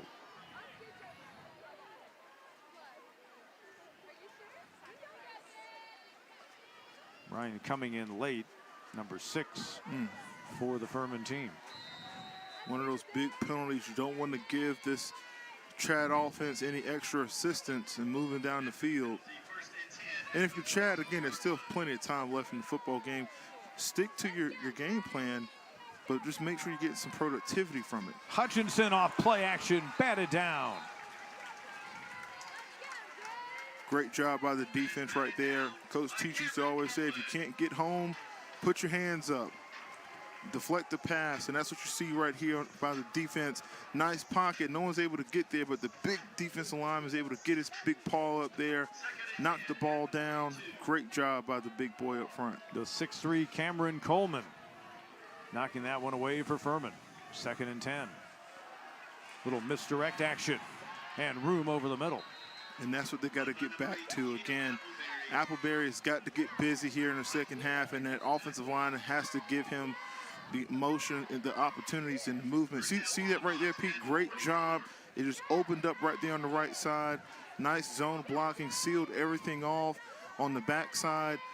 Everyone was able to get their hat in their hands. Pad level was right. Created that huge space on the right side of the offensive line. Good job. 14 yards for Appleberry, just 31 though on 14 carries, trying to freeze the defense and fire along Hutchinson, but beyond his intended target. Great coverage right there by the corner. Again, not falling for the stop and go that we saw in the first half. Sticking with his receiver the whole time. Then getting in great position, turning around, making sure that the receiver was not going to get that football as it was overthrown. 2nd and 10. Hutchinson was trying to find Jamoy Mays. He lines up at the top of your screen. Throwing on 2nd down, a screen, and read perfectly by the Paladins.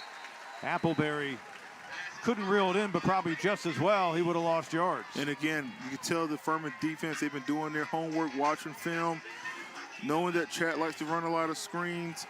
Linebacker read that, did a great job of getting in position and knocking that down and making a big play. Now creating a 3rd and long situation. Can Furman win this 3rd down and get off the field? Chat's been struggling with 3rd down so far in the first half, Pete. They've got to convert here to keep this drive alive. 3 for 7 in the game for the Mocs. Hutchinson fires far side. Let's see if it was caught while still in bounds by Arnett. And no, so it goes as an incomplete pass, and we'll see the Mocs punt it away. I'll tell you that these first few minutes in this 3rd quarter, Furman has just been on fire, offensively and defensively. Great job by the defense of winning on that 3rd down play, getting the ball back to them so they can try to add to this 14-point lead that they have. Gabe Boring on to kick it away. I've heard a term used this year that I don't recall hearing in the past, the middle 8. Yep. And Paladins got 3 points in the closing 4 minutes of the opening half, and that quick touchdown here in the second as Harris makes the fair catch inside the 10. Take a timeout here at Paladin Stadium. Furman up by 14 on our Ingles SoCon Game of the Week. It's bow time. This is Larry. And this is the big, bold, hand-breaded Bo's chicken sandwich. Larry knew he couldn't. He shouldn't. I mean, he is a chicken after all. But Larry craved this flavor-packed hunk of sandwich. And before he knew it, his little chicken heart belonged to Bojangles forever. Thanks to a sandwich so juicy, so tender, even a chicken wants to eat it. Larry, people are trying to eat. Think big. Something life-changing. I'm talking education. Let's get inventive. Blow things up in a good way. Do it for 20 years? Wake up and education has received billions in funding. Who does all this? If you've ever played one of these or these, that would be you. Yeah, thank you. When you buy a diamond from Hales, you're getting us. We know what it means to see a smile, to see that reaction when you get that engagement ring. And we take great pride in that stone being absolutely the most beautiful diamond it possibly could be. It's about the smile that it creates when someone opens that box. We've put our life and our soul in picking that diamond, especially for you. Happily ever Hales. It really touches my heart that individuals at Ingalls treat you like family. They invest their love into you, they invest their business into you, and they give back to communities in rural areas like ours. I don't know exactly where family farmers like mine would be without Ingalls supermarkets.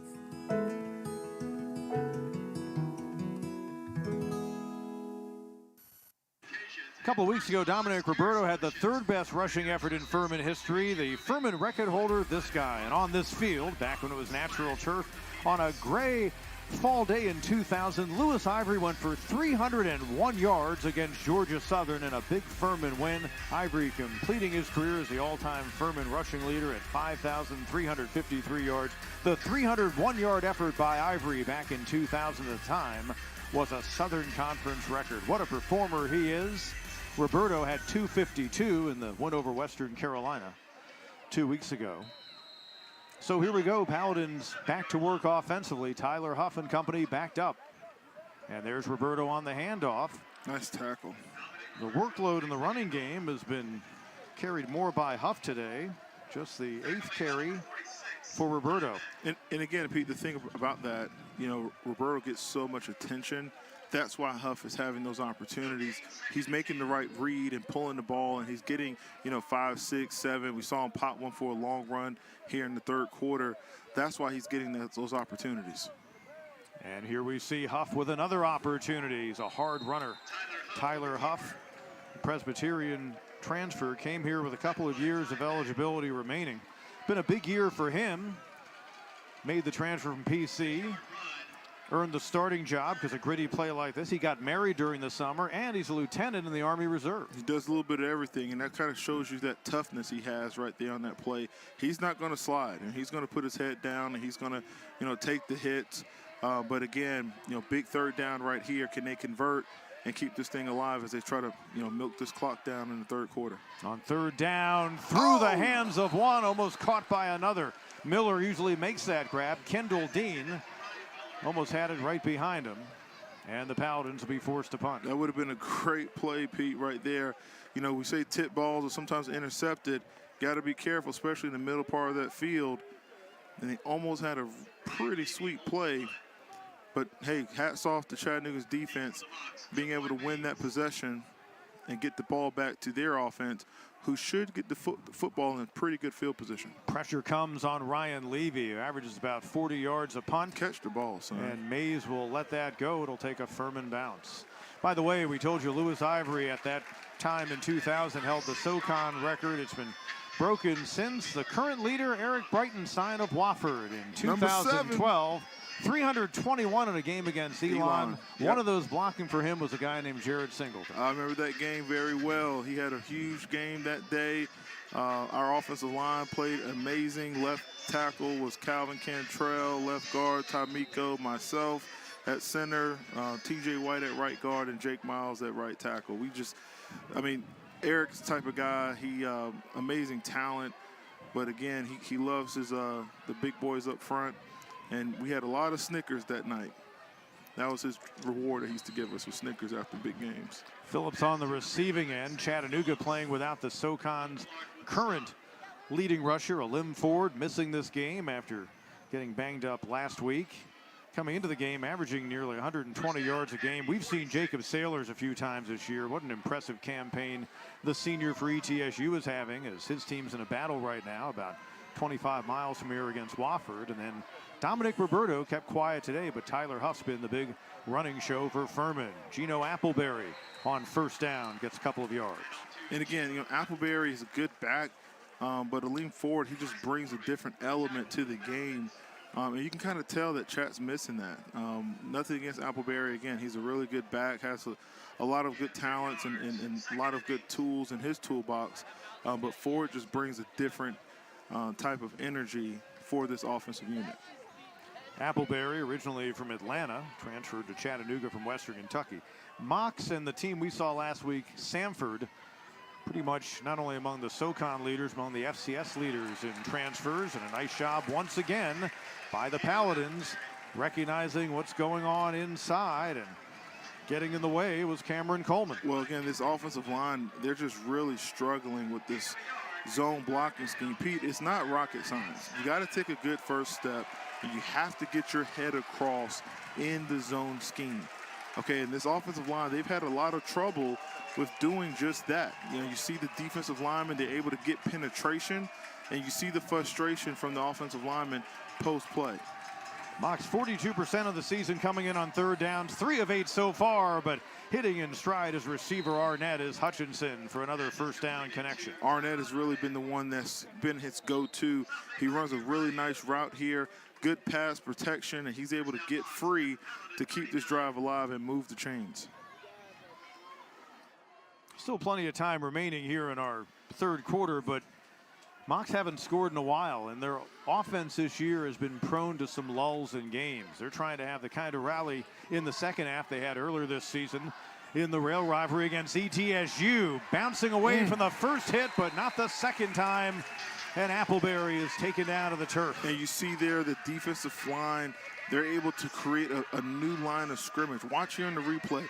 The defensive lineman holding up that offensive line, pushing them backwards, and again, creating a wall where Appleberry has, heck, he's got nowhere to go. And when he tries to bounce that thing back outside, all 11 defensive players are running to the ball, getting to the ball, and getting there and putting the defender on the ground. Great job. Jalen Miller finished him off. Dangerous pass and a great grab by Phillips in traffic for another first down. And again, they have to try to run the football, but they're having a lot of success on the outside with these receivers. You see here on the replay, just a nice grab, good strong hands. And that's what those receiver coaches always preach. When you're having strong hands, get the football, bring it in tight with the hands to secure the catch. 18 yards in the last play. The reverse, nice. The flea flicker, Appleberry in the flat, gosh. and it's read beautifully. Callie Chiswick, the son of a coach, shows you some savvy right there. God. You've got 5 offensive linemen out there and 1 defender. Literally 5 guys and 1 defender, and the 1 guy is able to make a tackle. Look, stop, pause it right there. Stop it. Can we stop it right there? 1, 2, 3, 4, 5 offensive linemen blocking the daggum air, and the 1 guy out there makes the play. God almighty. Callie Chiswick kind of redefined his role. He and Jalen Miller have been working in the boundary this year on that defense. Hutchinson on second down, another nice throw over the middle, and another good catch. Tyron Arnett having himself a good game. He and Phillips have combined for 9 receptions, and now a first down for the Mocs in the red zone. And they're just taking advantage of the defense right now. Again, those safeties are playing so deep. When you have 2 safeties deep, the middle of the field is where you have to go with the football. And Arnett being in that slot position, he's just running a simple post, beating that safety to the point, and they're just making sure that they're having good chemistry with that quarterback-receiver connection. Looks like Hutchinson stumbled after he sold the fake handoff. I can't believe they had 5 guys out there, Pete, and not one of them. I mean, heck, even if just 2 of them stayed on that 1 defender, they could have had a big play right there. It was a nice play, had plenty of time. But, and again, Coach Nash and Coach Ayers used to always preach to us linemen, when you get out there, you better block somebody. Don't just go out there and block air. Don't be a spectator. Just watching the game. Just go buy a ticket if you want to watch the game. Appleberry looking to turn the corner, and he gets close to the 5. It'll be third down. And again, Chat has to score here. They need to score a touchdown. Like you said, they haven't scored in quite some time. And the other big thing too, Pete, not scoring and giving the football back to Furman, it's going to give them a lot of momentum. And you look at that clock, it's ticking, ticking, ticking away. Not a lot of opportunities going to be left for Chattanooga if they don't score here on this drive. Last points, 12:28 to go in the second quarter on the Phillips touchdown catch from Hutchinson. Bobble the Third snap. down, little bobble. Appleberry stumbles. It'll be 4th down. And they're going to kick it. Wasted opportunity. Wasted opportunity again. You see here on the replay, just a bobble snap. Not too high, but Appleberry have enough awareness. And the bounce, too. Ball bounced in his favor. Hopefully they're able to get some points from this. Because, again, Pete, not a lot of opportunities are going to come through as the game ticks away. Aaron Sears 1 for 1 today, hit a 32-yarder back in the opening quarter. Relative chip shot from about extra point distance. He's now 5 for 5 on the year. Mocs getting their first points in a while. They draw a little bit closer. 5:32 to go, third quarter here in Greenville.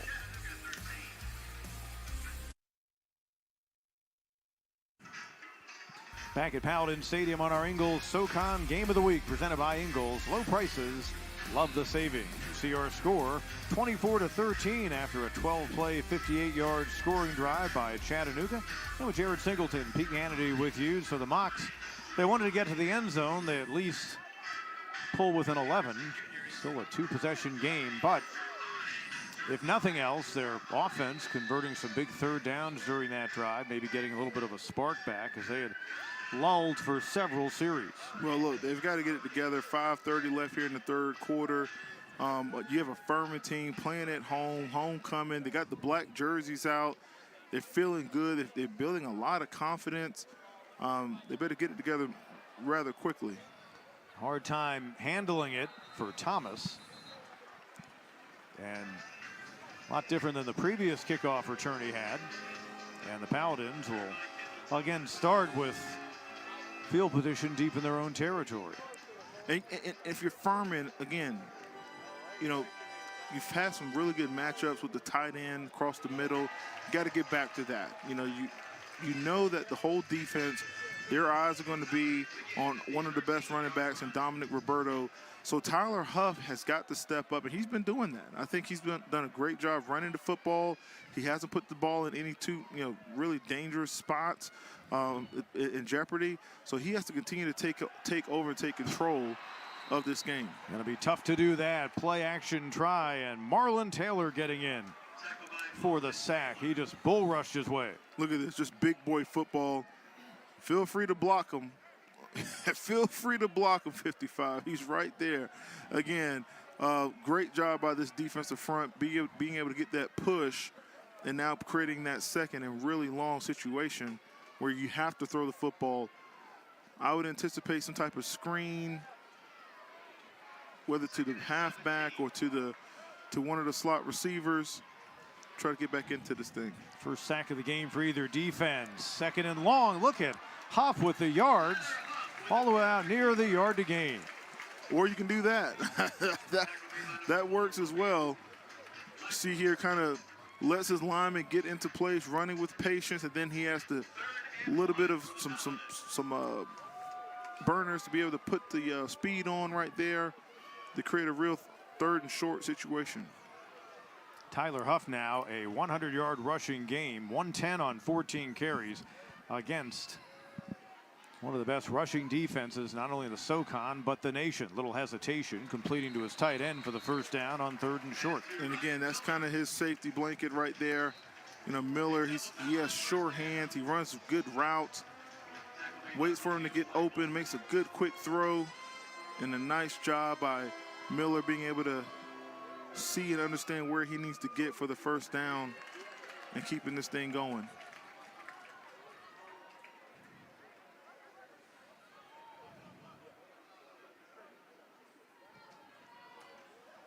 Roberto. Nice. Oh. Dominic Roberto, first time we've seen a burst by the top rusher for the Paladins. Today he's got a first down. Hey, great job, Roberto. Again, letting the lineman pull. You're going to see both the lineman and the tight end pull. One kicks out, one seals it off, and then Roberto does a great job getting in between that gap and getting upfield to get the first down. Anticipate a lot of that here in the second half because, again, he's one of the top backs in the SoCon. 11 yards in that carry. He had just 9 rushing over the first 2+ quarters. Stopped after he gets a couple of yards that time. Roberto a year ago was just 2 carries for 4 yards rushing against the Mocs. They have been tough on him, and he comes off favoring his right either shoulder maybe or right side, being attended to, as you see, by the athletic trainers. We'll keep an eye on that.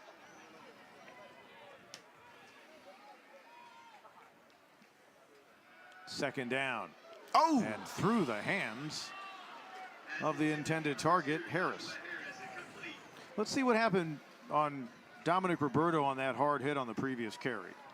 See right here. Patient runner. Gets wrapped up. Check out those ankles. They're extended. Remember, he was favoring his right side. It didn't look like a hard enough hit to be a stinger, as he has now gone inside of the tent. We say that, though, but he had 3 or 4 guys on top of him. You know, 3 or 4 guys jumped on top of you, Pete. You might feel that one, you know? Third down and 8 for Furman. They've been really good on third downs today, 7 for 11. Huff over the middle, deflected and intercepted. Uh-oh. Off the hand of Harris. Wow. And the pick at an opportune time for the Mocs. Man. There is a flag on the play. Bo Spearman coming through with the interception. That would be his first of the year, the linebacker, but let's see what the penalty marker's all about. That would definitely be a momentum shifter back to Chattanooga if they're able to, if this is able to hold. And you see a little pushing after the fact just off the screen. Jerry Wellmaker, the official, with players still down for Furman. Got a little chit chat going on, a little trash talk going on, Pete. I love a little trash talk, Pete. Harris, who had the ball deflect off his hand and into the hands of Spearman. The thing about it, though, Pete, this is a big call because if Chat's able to get this football back, put points on the board, as you see here on the replay. It would be a third turnover in the game, so you see the hard hit by Cam Jones. Let's see if Rolling on the field. Interception. First down, Chattanooga. Further play is under review. So they will give a look and see if that was a targeting play by Cam Jones.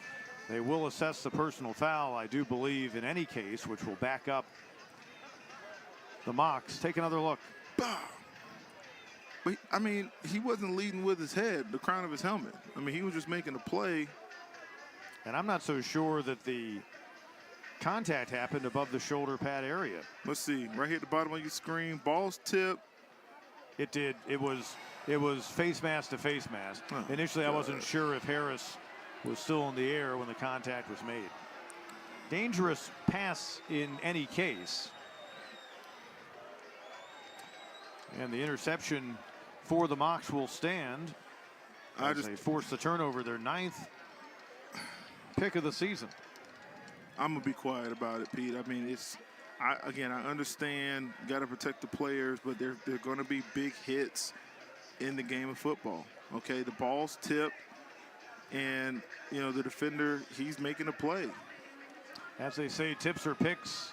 Classic example of that is Huff is intercepted for the 5th time this year. I mean, he knocks the receiver away, you know, because he's trying to prevent him from getting the possible tip. You know, he's doing his job.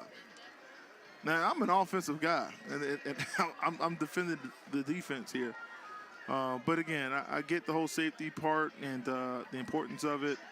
But at the same time, we've got to let the game be the game. And it could be a big, if Cam Jones is ejected, that would be a huge loss for the Chattanooga defense. He's 2nd in tackles. Linebacker from Gwinnett, Georgia. The review continues. There was no crown of the helmet aspect to it. There was direct contact, face mask to face mask. But, I mean, how are you supposed to make a hit? I mean, the play is so bang, bang. It's hard to really, you know, try to make the, you know, lower your shoulder or not aim for the shoulder, especially for those passes across the middle. Either way, Chat has the football right now. If we see it one more time, I mean, this is real speed. Well, we're going to slow it down a little bit. Ball's tipped. He's upright. It almost looks about as close to how you should make a tackle, keeping your head up as anything. It's just the aggressive nature of the contact because 2 players were going full speed and not fully under control. Yeah, and it is a contact sport. In that case, a collision sport.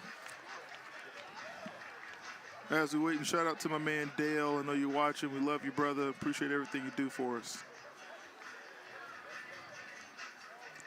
Rusty Wright and the Chattanooga Mocs, they know they're going to get the ball back, and that's huge here in an 11-point game with 2:23 to go in the third quarter. Trying to stay unbeaten in Southern Conference play as this review continues.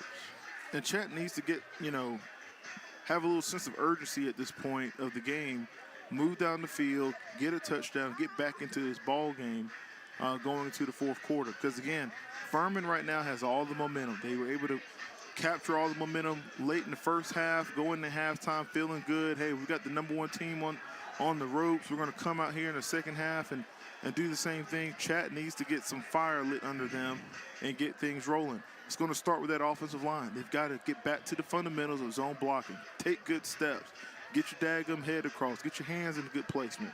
And move these people out of the way so you can, create the openings for Appleberry, who is just as capable to make plays despite Ford being out. Nice turnout on homecoming in this beautiful stadium. Chattanooga among the winningest visitors here, trying for a 9th win all-time at Paladin Stadium, which opened in 1980. Prior to that, they played downtown at Serene Stadium, did Furman football for many years. So that's where their campus used to be located. Really? Yeah, they moved it out here in the 50s. It used to be right down just on the edge of were you here downtown Greenville. Were you here for that, Pete? I was not.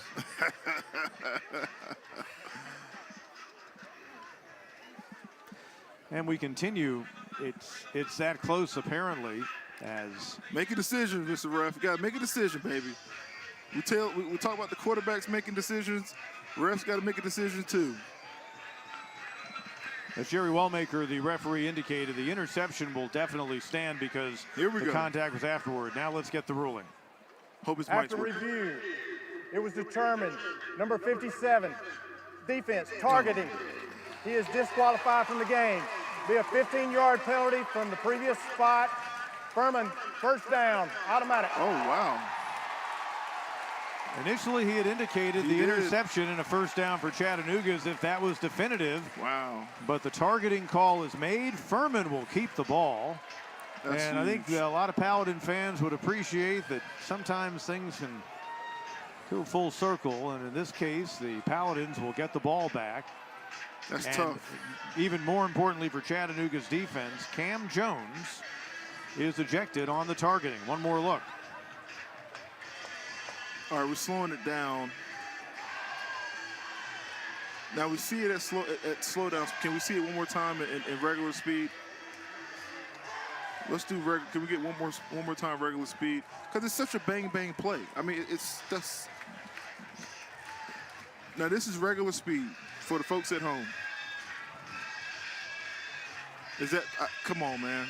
That's not targeted, baby. Maybe it is a personal foul. That's that was a personal foul. Called. I'll give it a personal foul, but targeting, and again, this guy's out for the rest of this game. He's a key player for that defense. And you see Rusty Wright is still going ballistic on the sideline. You can understand that out of the Chattanooga head coach after he lost one of his top tacklers. Paladin's new life on offense, going for the deep ball. And overthrowing Miller, who was in good coverage. I like the aggressiveness of throwing the ball deep. Boy, look at Rusty Wright. He might get a penalty himself, and I don't blame him. Because, again, that's a huge call by the official. But, on that last play, Furman had 2 receivers in the same area. So someone probably didn't run the right route, I would assume. That ref is hearing it, boy. Second down and 10. He's hearing it from coach. I don't think the white hat's going to be on that side of the field. And now a penalty marker thrown. Prior to snap, false start, 75, offense. 5-yard false penalty. start will back it up by Replay 5 second yards. down. Come on, you can't have a false start at homecoming. You got your family in the stands, your friends, your girlfriend, everyone's in the stands watching you at homecoming. You get a false start penalty. 11-point game, and by keeping the ball, the Paladins are able to, if nothing else, take some more time off here in the late stages of our third quarter. Hesitation off the play action, and then too strong on the throw over the middle towards Shiflett. I don't like that play call, Pete. Again, I mean, it's 3rd and long. I get it. You got to throw the football, but you're putting the ball in a tough spot.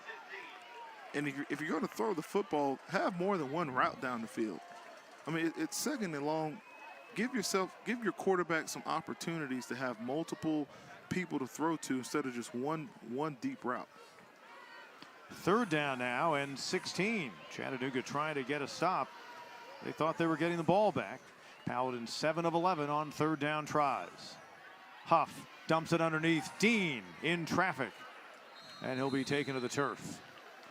Ty Beck on the stop. So is Jay Person, guy we featured in the pregame. Furman's done a decent job blocking him. They'll send out the punting unit with under 2 to play in the 3rd quarter. Well, they'll try to flip the field here and win the field position game.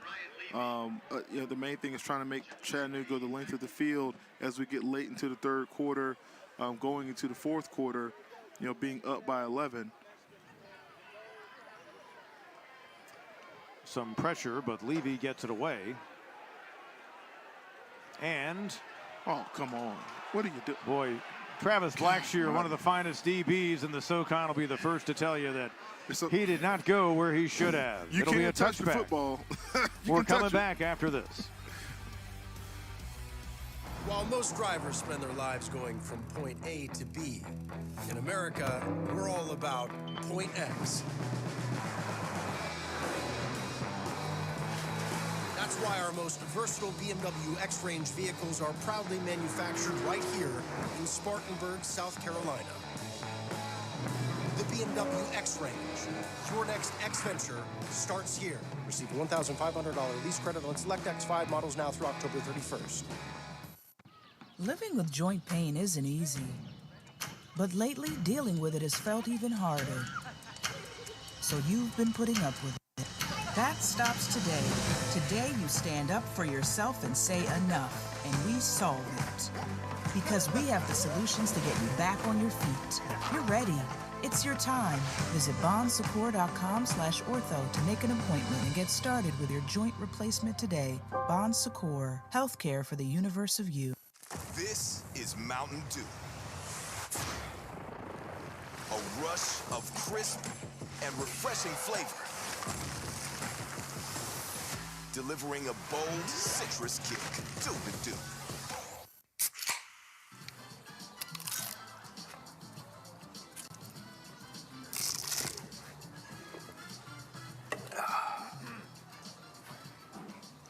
Nachos, better with Pepsi. It really touches my heart that individuals at Ingalls treat you like family. They invest their love into you. They invest their business into you, and they give back to communities in rural areas like ours. I don't know exactly where family farmers like mine would be without Ingalls supermarkets.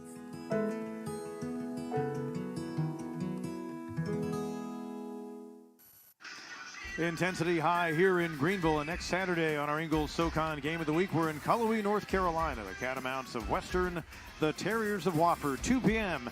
Check your local listings back on many of these same stations on our Nexstar network next Saturday on the Ingalls SoCon Game of the Week. Let's go Wofford. 1:22 to go, 3rd quarter. Chattanooga gets the ball back. 24-13 they trail, but Preston Hutchinson and crew Throw the ball. Oh my trying to come back, and Hutchinson gets a few yards after he had nowhere to throw. If we can get the end zone replay view, he had the post right across the middle, wide open. Probably would have been a touchdown. I mean, all he has to do is just make a nice throw right across the middle. Slot receiver ran a great route, beat his man, beat the safety to the point. Again, Furman's playing two safeties deep, so you've got to take advantage of the middle of the field with those slot receivers. 2nd down, firing on the sideline toward Arnett, but out of bounds. Something that Rusty Wright, his head coach, says about Hutchinson, he throws the ball where his receivers can get yards after the catch. We've seen that in view today with a couple of really nice slants in the opening half. Furman's taken that away, though. as things have unfolded, and that's been a big weapon that Chattanooga's not been able to use. Another third down upcoming for the Mocs. This is a big third down to end the third quarter. Can Chat keep the drive alive here? 4 of 10 on third downs. Hutchinson under pressure has it deflected once again. Uh-oh. And a late penalty marker thrown in the secondary. And let's see if Rusty Wright might see a personal foul call go his way. During the commercial break, he was still in the ear of the official closest about that call earlier that led to the ejection of Cam Jones. He's shaking his head like, hey, it's still too late. Some of the linemen are pointing, saying this against Furman. Furman saying this against Chat. Jerry Wellmaker, our referee. After the play, personal foul, number 24, defense. Callie Chiswick, who made that penalty, big play, automatic first down. is whistled that time for the penalty. Remember the big open field tackle earlier in this quarter by Chiswick, but that time now cost his team a chance to get the ball back. Now Coach Hendricks is giving them the business. See, again, to me, I think that's a football play. You know, it's a big game. This is a big game. It's football. You know, you're going to have hits like that. The ball was tipped. If the ball is tipped, I was always under the assumption everyone's free game, especially down the field. Hutchinson zips the pass. Jamoy Mays on the sideline pulls it in. Let the boys play. Let them get after a little bit, okay? That's what the fans are tuning in for. It's what folks are coming back to campus for. They want to see people get knocked out, Pete. Don't you? Third catch of the ball game for Jamoy Mays, and a 1st and 10 for Chattanooga near midfield. And perhaps one more snap here in the third quarter. Overcast day. Chattanooga trying to stay unbeaten in the SoCon off the fake Hutchinson. And then That's what I'm talking about. Stood up. That's what I'm talking back. about, baby. That's a homecoming hit. Welcome home. Boom. Watch this replay. Jalen Miller's been all over the place, the former Burns High star, among others, and a nice job sliding in from the defensive line slot for Jack Barton, who made the initial hit. And that will be our final snap of quarter number 3. I think we've got a pretty intense 15 minutes ahead. The Furman Paladins trying to pull off the upset. Tyler Huff and company have a 24-13 lead heading to the 4th. Walgreens Find Rx coverage is here to make Medicare easy. Even easier than those dances your grandkids love doing with you. Start Medicare shopping today with Walgreens Find Rx coverage. Plus, find low-cost copays. When you need to talk Medicare, Walgreens is here. Walgreens. Come on, Cover Girls. It's time to turn it up. Exhibitionist Stretch and Strengthen Mascara. It's an instant lash extension effect. The best mascara I have ever used. Exhibitionist Mascara from CoverGirl. Through 3 quarters, the top and bottom line on the stat sheet jump out at you. Absolutely. First off, it's the rushing yards. Chattanooga only 44 rushing yards compared to Furman with the 136. Tells you right there, no one's really stepped up in the missing of Ford. The other big thing, too, is turnovers. Both teams have 2 turnovers, and Furman has 7 points off of those turnovers. And lastly, the third down conversions. I think third down conversion is one of the biggest metrics in football because it tells you if you're keeping drives alive and if you're moving the ball down the field. Hutchinson throws and through the hands of Jamoy Mays. More sure-handed than that. Had an 8-catch game last week against Mercer. And it'll bring up third down rather, and 7. Big play right here. Can Furman start the 4th quarter with a big 3 and out? When you just mentioned the third down conversions. This is huge. Mocs are 4 of 10, as you saw. Preston Hutchinson came to the Mocs this spring from Eastern Michigan, won the job. His head coach says even before he was named the starter, his teammates were gravitating toward him, and he's trying to lead a comeback. This time, he hits a man in stride. It'll go for a first down. Nice strike across the middle. Again, offensive line gave him enough time, surveyed the whole field, allowed his receivers to get open. Again, look at here. He's able to look across the field. Boom. Nice strike across the middle. Great job to convert on that third down. They've got to get points quickly. Now we need to see a sense of urgency, more tempo out of this Chattanooga offense. Connection to Tyron Arnett, 24 yards, his 6th catch of the day. That's the most by any receiver in the game. Chiswick made the nice open field tackle. From the 25, going deep, jump ball, and incomplete. I thought he was going to pick. And again, great job by the corner, understanding, using the boundary as an additional teammate, but gets in great position. Michael Robinson, it would have been his 2nd pick of the day. And again, almost comes away with a nice pick here in the 4th quarter. Great job. I tell you, corner's the 2nd hardest position to play. 2nd hardest, Pete, because you're on an island. You don't know the route that's going to be ran towards your way. You have so much field to cover. Appleberry on a 2nd down carry and gets inside the 20. Can you guess the number 1 or the hardest position to play? I've always thought cornerback. I say that's number 2. Are you saying center? Absolutely, Pete. Center's the toughest position to play. You got to call out the defense. You got to make checks, audibles. You got to snap the ball. You got a 300-pound lineman breathing down your neck. It's the toughest position to play, baby. Gee, Jared, what position did you play in college? I ran cross country. I didn't play football. Another 3rd down for Hutchinson. Might be 4-down territory. Appleberry. Nice. I think he's got the first. Nice, tough run. I think it's a little short, but you got to go for it at this point, Pete. You got to go for it. It's 4-down territory. You see here, just tough, hard running by Appleberry. He sees the gap, puts his foot in the ground. Nice tackle. They go for it on 4th down, and let's see. Furman says they stopped him. Chattanooga says they have it. Mox came into the game 2 for 4 on 4th down attempts. That was their first try. You're gonna have it took the 2nd effort. They may need a measure, but no. Jerry Wellmaker instead indicating, indeed, he got the first down. Just a huge pile of humanity, just pushing, pulling your guy forward. But again, sense of urgency right now. We've got to score. We've got to score now. Mox, the 2nd best red zone offense in the SoCon this season. Firing toward a receiver in the end zone again. Good coverage in the secondary by Robinson as Jamoy Mays was the target. Now, he didn't get his head around on that play. Interesting call. I thought they were going to throw the flag. I mean, he gets his head around late, but after he's already wrapped up the receiver. Really surprised I didn't get a flag on that particular play. I guess the refs thought maybe the ball wasn't catchable. But if you ask any receiver, every ball is catchable. Hutchinson, 16 of 30 in the ball game. He was 20 of 32 for 291 and 3 touchdowns last week.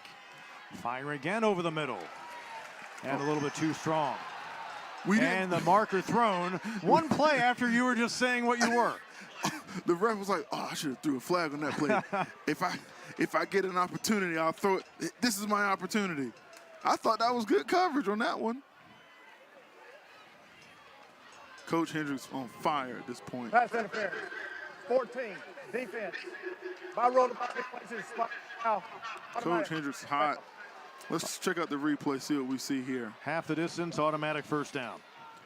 Nice job by the defense. That's not pass interference. Tried to get it to Mays, and that time Robinson. That's not PI.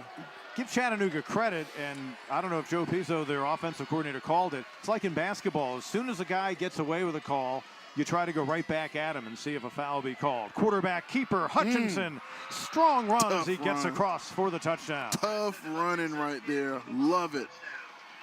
That's what he does. He lowers his shoulder. He does not slide. Preston Hutchinson invites the contact, and that time he pulls his team closer. I mean, just a great job. Makes the right read, puts the shoulder down. I'm kind of surprised, though, Pete. I would think that they might go for 2 here, and here's why. They go for 2 here, makes it 24-21. A field goal ties things up. You know, if they don't get the 2 and going for it, you're still down by 5. That's true. But either way, you would still need more than a field goal to try to at least force overtime. Extra point up and good for Sears. Mox now has scored 10 straight points. Been a game of runs, and now Chattanooga's on 1.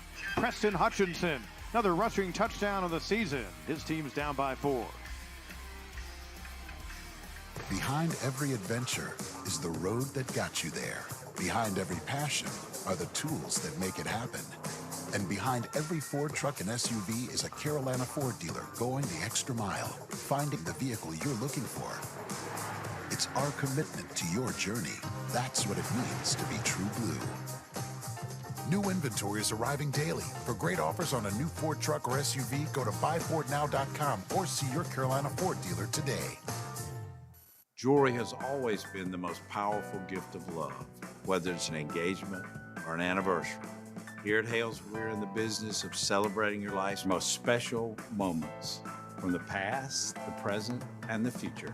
Being Greenville's oldest business means we understand that we're only as good as how you feel when you leave the store. We welcome you to visit our flagship jewelry store. Happily ever Hales. This is no sleepy-headed, moving in reverse kind of state. We're home to barrier-breaking humans who took $7 billion and invested it in microchips, potato chips, nope, education. This investment, it builds jobs and more jobs where people create things like flying, not that. Who does all this? Forward-thinking pilgrims of change, like you. South Carolina. Now that's smart. It's bow time. This is Larry. And this is the big, bold, hand-breaded Bo's chicken sandwich. Larry knew he couldn't. He shouldn't. I mean, he is a chicken after all. But Larry craved this flavor-packed hunk of sandwich. And before he knew it, his little chicken heart belonged to Bojangles forever. Thanks to a sandwich so juicy, so tender, even a chicken wants to eat it. Larry, people are trying to eat. So Chattanooga overcoming the ejection of one of their top linebackers, got the ball back, went 12 plays, 80 yards, 3 minutes 22 off the clock, and they have cut the Furman lead that was 14 down to just 4. Paladins led by 7 at the break.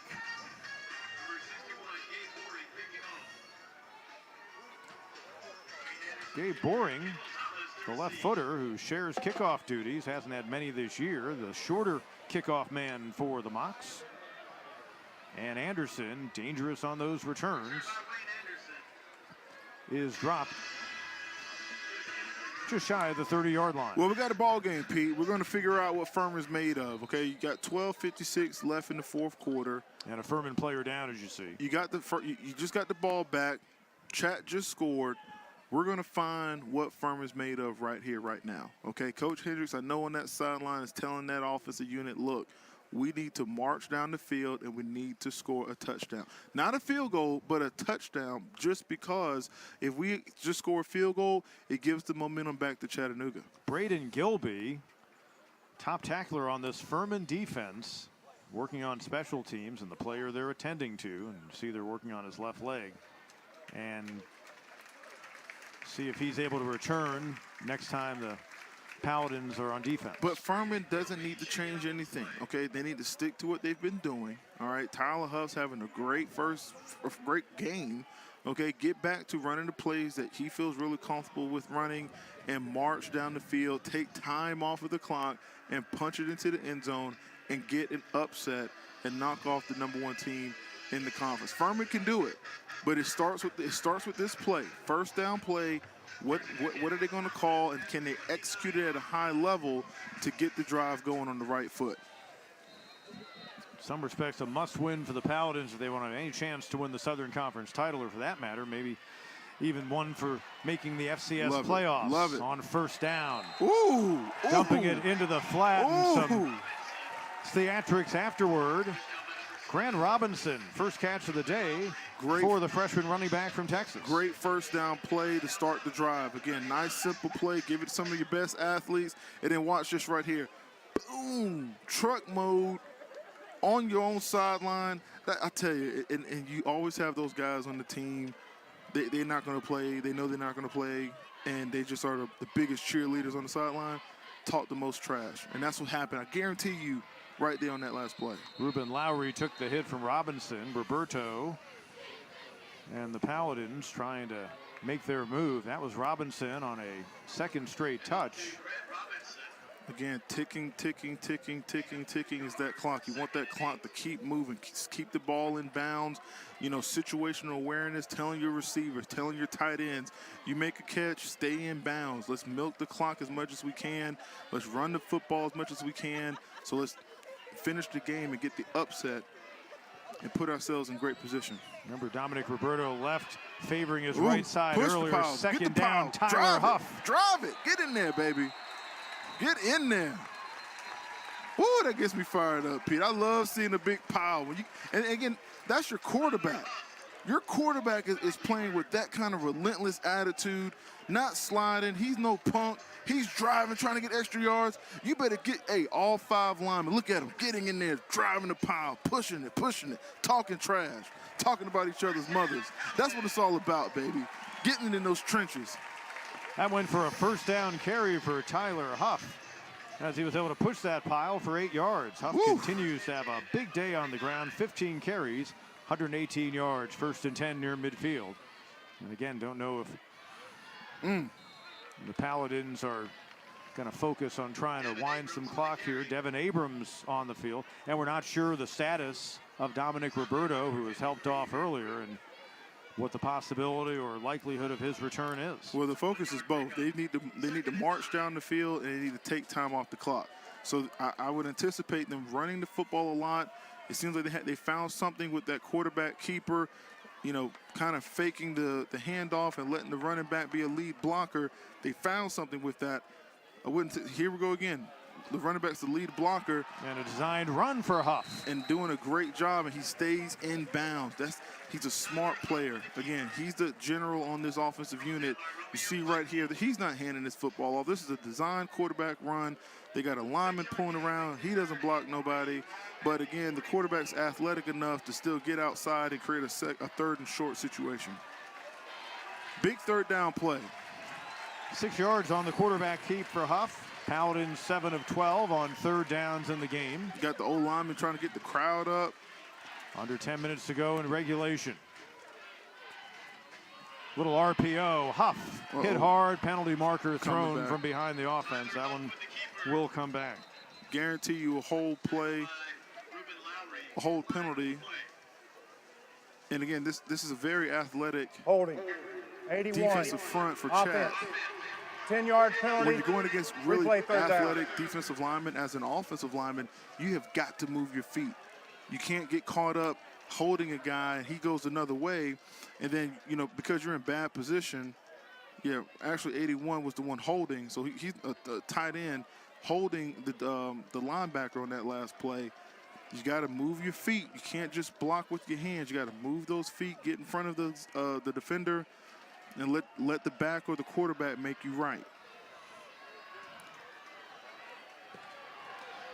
So it'll back him up and bring up a 3rd down and 13.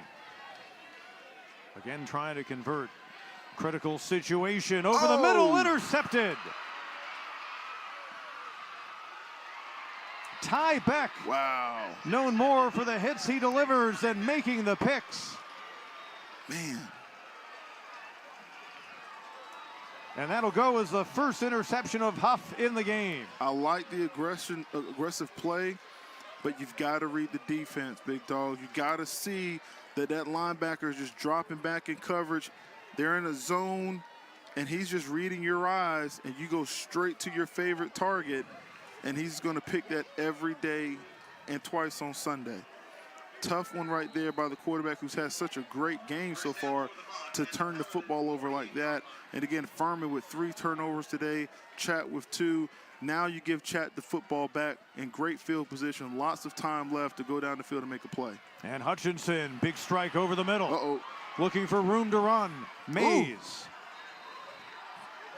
Mays doing his thing. Nice job on the route, getting wide open. Offensive line gave the quarterback plenty of time, and Mays did the rest with getting some big yards after the catch and also delivering a nice hit to the defender, putting him in the truck zone. 3rd turnover in the game for the Paladins. Beck made his first pick. 9 interceptions for the Chattanooga defense, which gets it back for the offense. That connection went for 21 yards. Mays building on his afternoon. He's got 4 catches. This time Appleberry There he goes. And he gets inside the Still Furman going. 20 Still and rolling. eventually tumbles ahead for the first down yard. I feel like him and Ford are kind of built the same. You know, they're really close to the earth. And they're really hard to tackle because they do such a great job, you know, keeping their feet moving. And they're so strong on their lower half. You see here, just nice job seeing the hole, pushing people off of them. Chat's rolling right now, Pete. Gino Appleberry at 5'8", 200. Alim Ford not available today after getting banged up last week. Not that same size. Faking the handoff, Hutchinson. And hard running down to the 10. Now you've got Furman on their heels, okay? You run the zone outside. Now you fake the zone outside, run it with the quarterback inside. The defense is on their heels. Again, this is exactly what you want to be doing if you're Chattanooga, coming off of that big turnover to try to take the lead here late in the fourth quarter. It's been a game of momentum swings. We're under 8 minutes to play in our fourth quarter. And Chattanooga trying to get the lead for the first time since they had a 10-7 advantage back in the second quarter. Hutchinson dumping it underneath Appleberry. Couldn't find the handle. Be third down. Big third down right here, Pete. Again, Furman wants to try to hold them to just a field goal, but in my opinion, I think this is 4-down territory. If you're Chattanooga, you've got to get a touchdown. You've got to get a touchdown at this point. So I wouldn't be surprised if they go back to some of that inside-outside zone, possibly quarterback keep, because you've seen a lot of success with that play here in the second half. Paladins trying to win a homecoming game. Talks about the defensive prowess of each of these teams, and both teams very good in the red zone defensively this year. Mocs have been good offensively as a red zone team. Appleberry. Push the pile, baby. Push that pile. Get in there. Can't push it far enough. It'll bring up fourth down. Got to go for it. Well, he's going to kick it. Okay. He must really feel good about his defense. Well, he should. I mean, they are. I mean, they're tops in the conference. They are, but again, Coach Ayers used to always be one of those coaches that would, go with your gut. How's the game momentum going? Right now, your defense has got a big turnover. You just marched down the field. It's 4th and inches. You're the top team in the conference. If you can't get an inch, can't get a yard, that's tough. Trying to hit a third field goal in the game, and it's blocked. And that's a live ball. Wow. And the Paladins do indeed deny the Mocs in the red zone. What a play. Their special teams have been really good for Furman this year. Wow. And once again, I believe Matt Sachovka, who had a block of a field goal try in the Western Carolina game. Right in the middle of the screen, just big boys them. Might have been Paul. Actually, I think it was Blackshear coming in, the cornerback, the fleet Travis Blackshear making the big special teams play. Wow. I think it was 89 that blocked the Pete. Blackshear was there. And also maybe getting a... Can we see it one more time from the other angle? I mean, but again, it's 4th and inches. Let's see right here. Watch 89. I think he's the Blackshear coming from the outside. Actually, yeah, 83. These black jerseys. They're tough to read. Yeah. Trust me. Jack Barton, I believe. And now a first down carry. God almighty. And Devin Abrams. If I'm a Chat fan, I'd be sick to my stomach. It's 4th and freaking inches. And I got one of the best running backs, on my side of the ball. I have an offensive line that's big and that's physical. I'm the #1 team in the conference. I'm going for it. And now you put the game in the kicker's hand. I don't know. I'm old school, Pete. I'm an Ayers product. So 4th and inches, 4th and 1. There's only one answer. We're going for it. Abrams picked up 8 yards on the first down carry, coming up on 6 to go here in the fourth quarter. Huff will hand Devin Abrams, 5th-year senior out of Pensacola, gets the first down. He's going to have to handle the bulk of the load, and based on how he exited, and since we haven't seen him return, Dominic Roberto appears his day could be done, as he was favoring his right side as he came off the field earlier in the second half. And Coach Hendricks right now is telling his team, look, 5 minutes and counting to the end of the ball game. We need to pick up first downs and just drive the ball. And that's what they're doing right now. Furman Paladins know they are in a pennant race, but know they need to win today to still have a chance to bring home another Southern Conference title. The winningest team in Southern Conference history. Abrams going nowhere against one of the top run defenses in the country. It'll be 2nd and long. Wouldn't be surprised if we see the quarterback keep. If you watch that play right there, nobody was on the quarterback. As you see right here, everyone's focused on the backfield and bad angles. I think 53 was right there. His responsibility is the quarterback. But again, you look at how Tyler Huff's been playing this afternoon.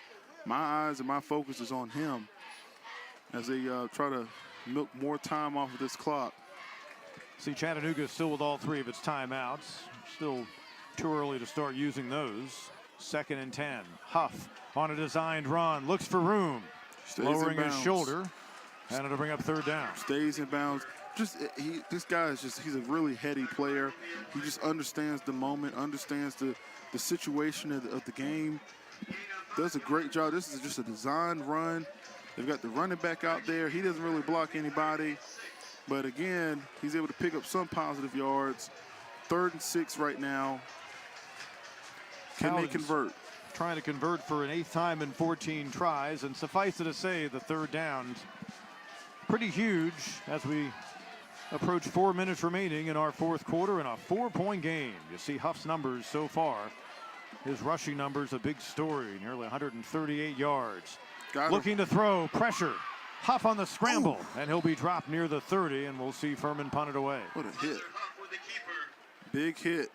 He is a tough, gritty runner. Earlier in the season, his head coach Clay Hendricks says maybe he tried to do too much in the run game, but they've tried to get to where they're balancing out what they designed for him and when he's supposed to get rid of it. But, hey, he still stayed in bounds, and he was able to get some more time to tick down. Chat's going to have a shot. Chat's going to have an opportunity getting the football back. Average field position. Levy, and boy, pressure collapsed on him in a hurry. God, great field position. It is a terrible kick. It'll go out of bounds inside Furman territory. Going to see where they mark where it went out, but Mocs are going to have it somewhere in the neighborhood of the Furman 45-yard line. We come back after this. Did I tell you I bought our car from Carvana? Yeah, Ma. It was so easy. I found the perfect car. Under budget, too. And I get 7 days to love it or my money back. I love it. I thought online meant no one to help me. But Susan from Carvana had all the answers. She didn't try to upsell me. Not once. Because they're not salespeople. Where do you guess who just checked in on me? Mom. Susan from Carvana. We'll drive you happy at Carvana. What did you expect? Did you think you could relax? Or had you convinced yourself some records were forever? That you'd seen everything there was to see? Or have you realized you can't look away and you don't know the future and that the game has never been better? That is hockey.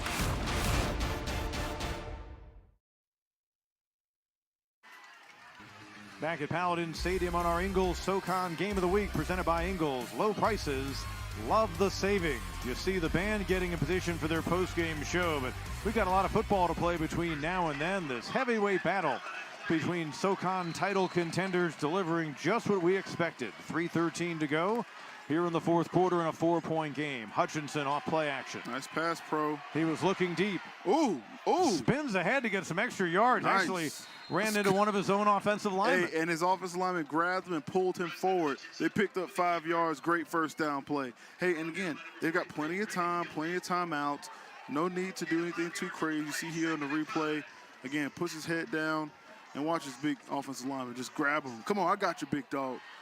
Seems like Hutchinson has more than roughly 30 yards rushing in this game on 10 carries. 2nd down.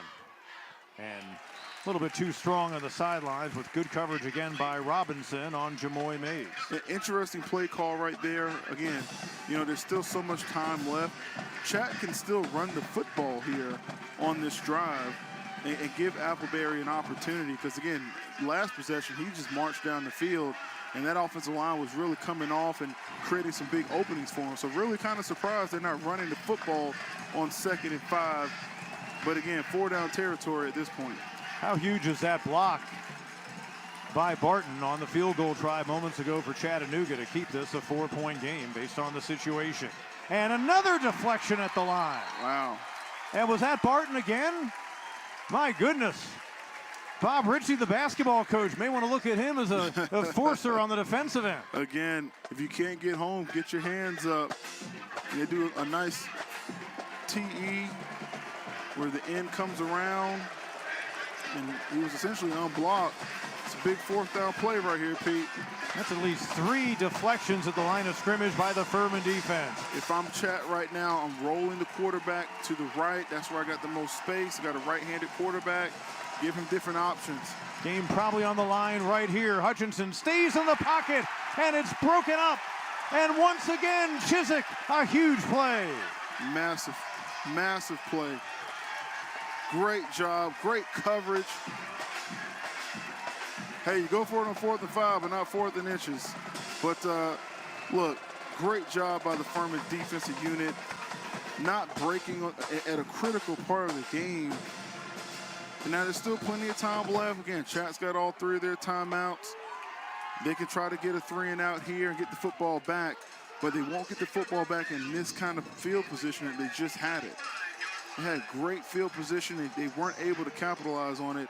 But now with 2:26 left, can Furman string along some first downs and close this thing out and get an upset here in Greenville this afternoon?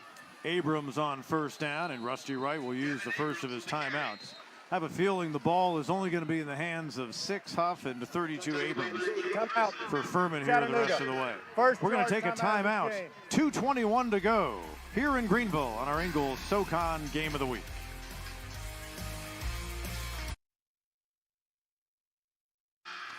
Ingles SoCon Game of the Week next Saturday, Wofford in Western Carolina, 2 p.m.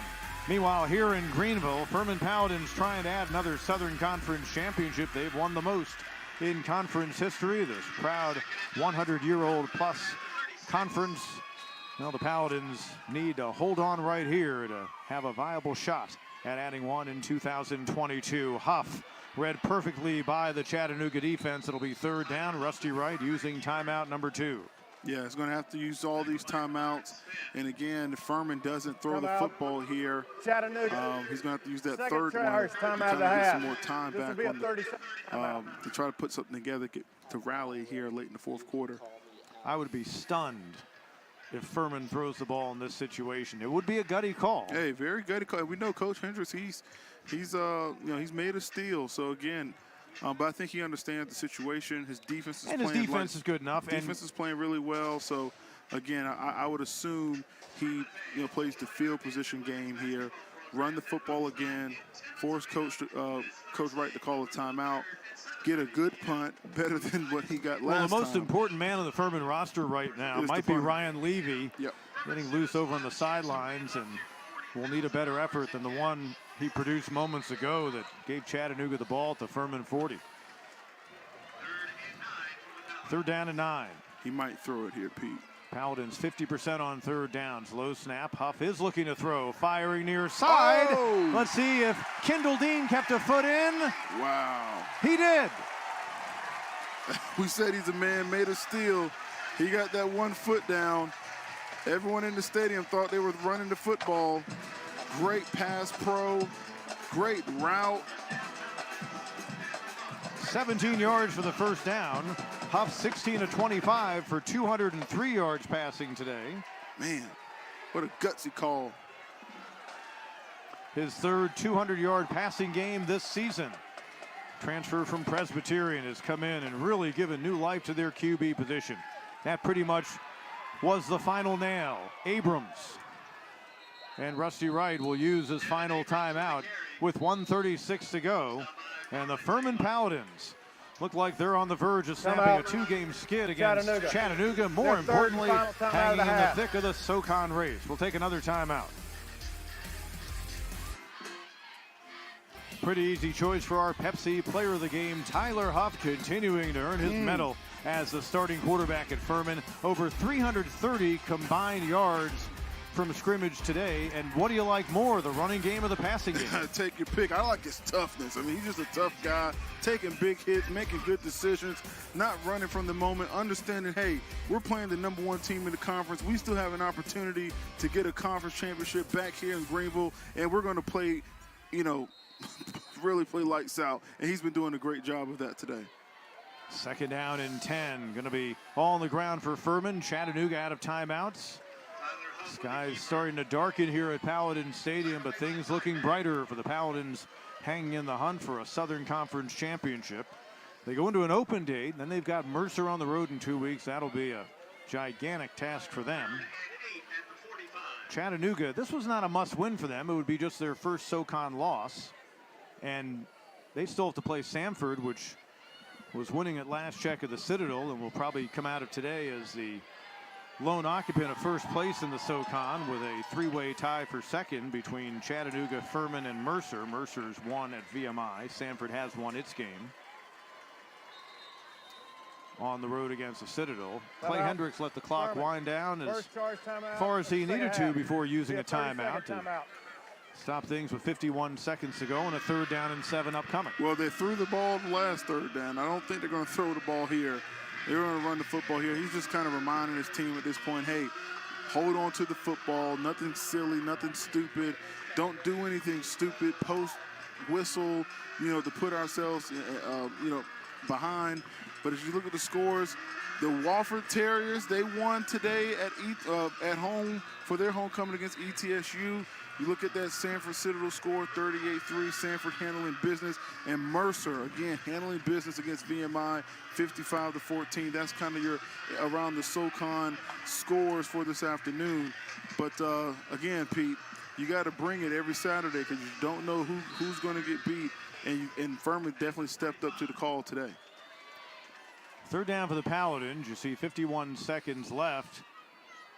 Abrams trying to stay in bounds, and I believe in the process he got the 1st down. He did. Wow. That's going to do it. Devin Abrams, how appropriate that on homecoming a 5th-year senior has the play to seal the deal in a huge game. Just a great job. The defense took bad angles and went inside, leaving nobody outside for contain, and Abrams sees that and is able to get to the corner, get upfield, tiptoe the sideline, get the 1st down, but more importantly, stay in bounds. And this is the best formation of football, the victory formation, Pete. They'll have to snap it probably once, and that'll be all she wrote. Apparently, Abrams stepped out, the kneel down, a physical day, and you see the aftermath of that, although a nice gesture by Wyatt Hughes shaking the hand to Deronche Maxwell of Chattanooga. And the Furman Paladins able to, if you will, survive and advance. They feel like they're in the playoffs at this stage of their season. They hand Chattanooga just their 2nd loss of the year and their 1st in the SoCon. And the Paladins improving to 7-2 and 5-1 in league play. Chattanooga now 6-2 and 4-1. Big win for the Paladins. Again, they brought it today. Chattanooga, again, you could definitely tell they miss a Lynn Ford. Hopefully he'll be able to come back for the rest of for the next game. But I told you, Pete, you got to bring it. You got to bring it every weekend in the SoCon. Remember, Furman had to play the final quarter plus without Dominic Roberto, who was shaken up. They now go into an open week. That's probably coming at a very good time as far as he's concerned. And the Paladins will hope to have him come back in a couple of weeks when they return to action against Mercer. It'll be back in the Palmetto State for Chattanooga next week. They've got to go down and take on the Citadel and try to bounce back from this game today. They're still in the hunt for a conference championship, but the hill became a little steeper. Physical ball game today. Tyler Huff was the star, over 330 yards of total offense, and Huff and the Paladins come away with the win. We invite you to join us next Saturday at 2 p.m. in Cullowhee, North Carolina, as Wofford takes on Western Carolina on our Ingalls SoCon Game of the Week. On behalf of Jared Singleton and our fine crew here in Greenville, Pete Kennedy saying so long. Furman wins at 24-20. This has been a presentation of ESPN.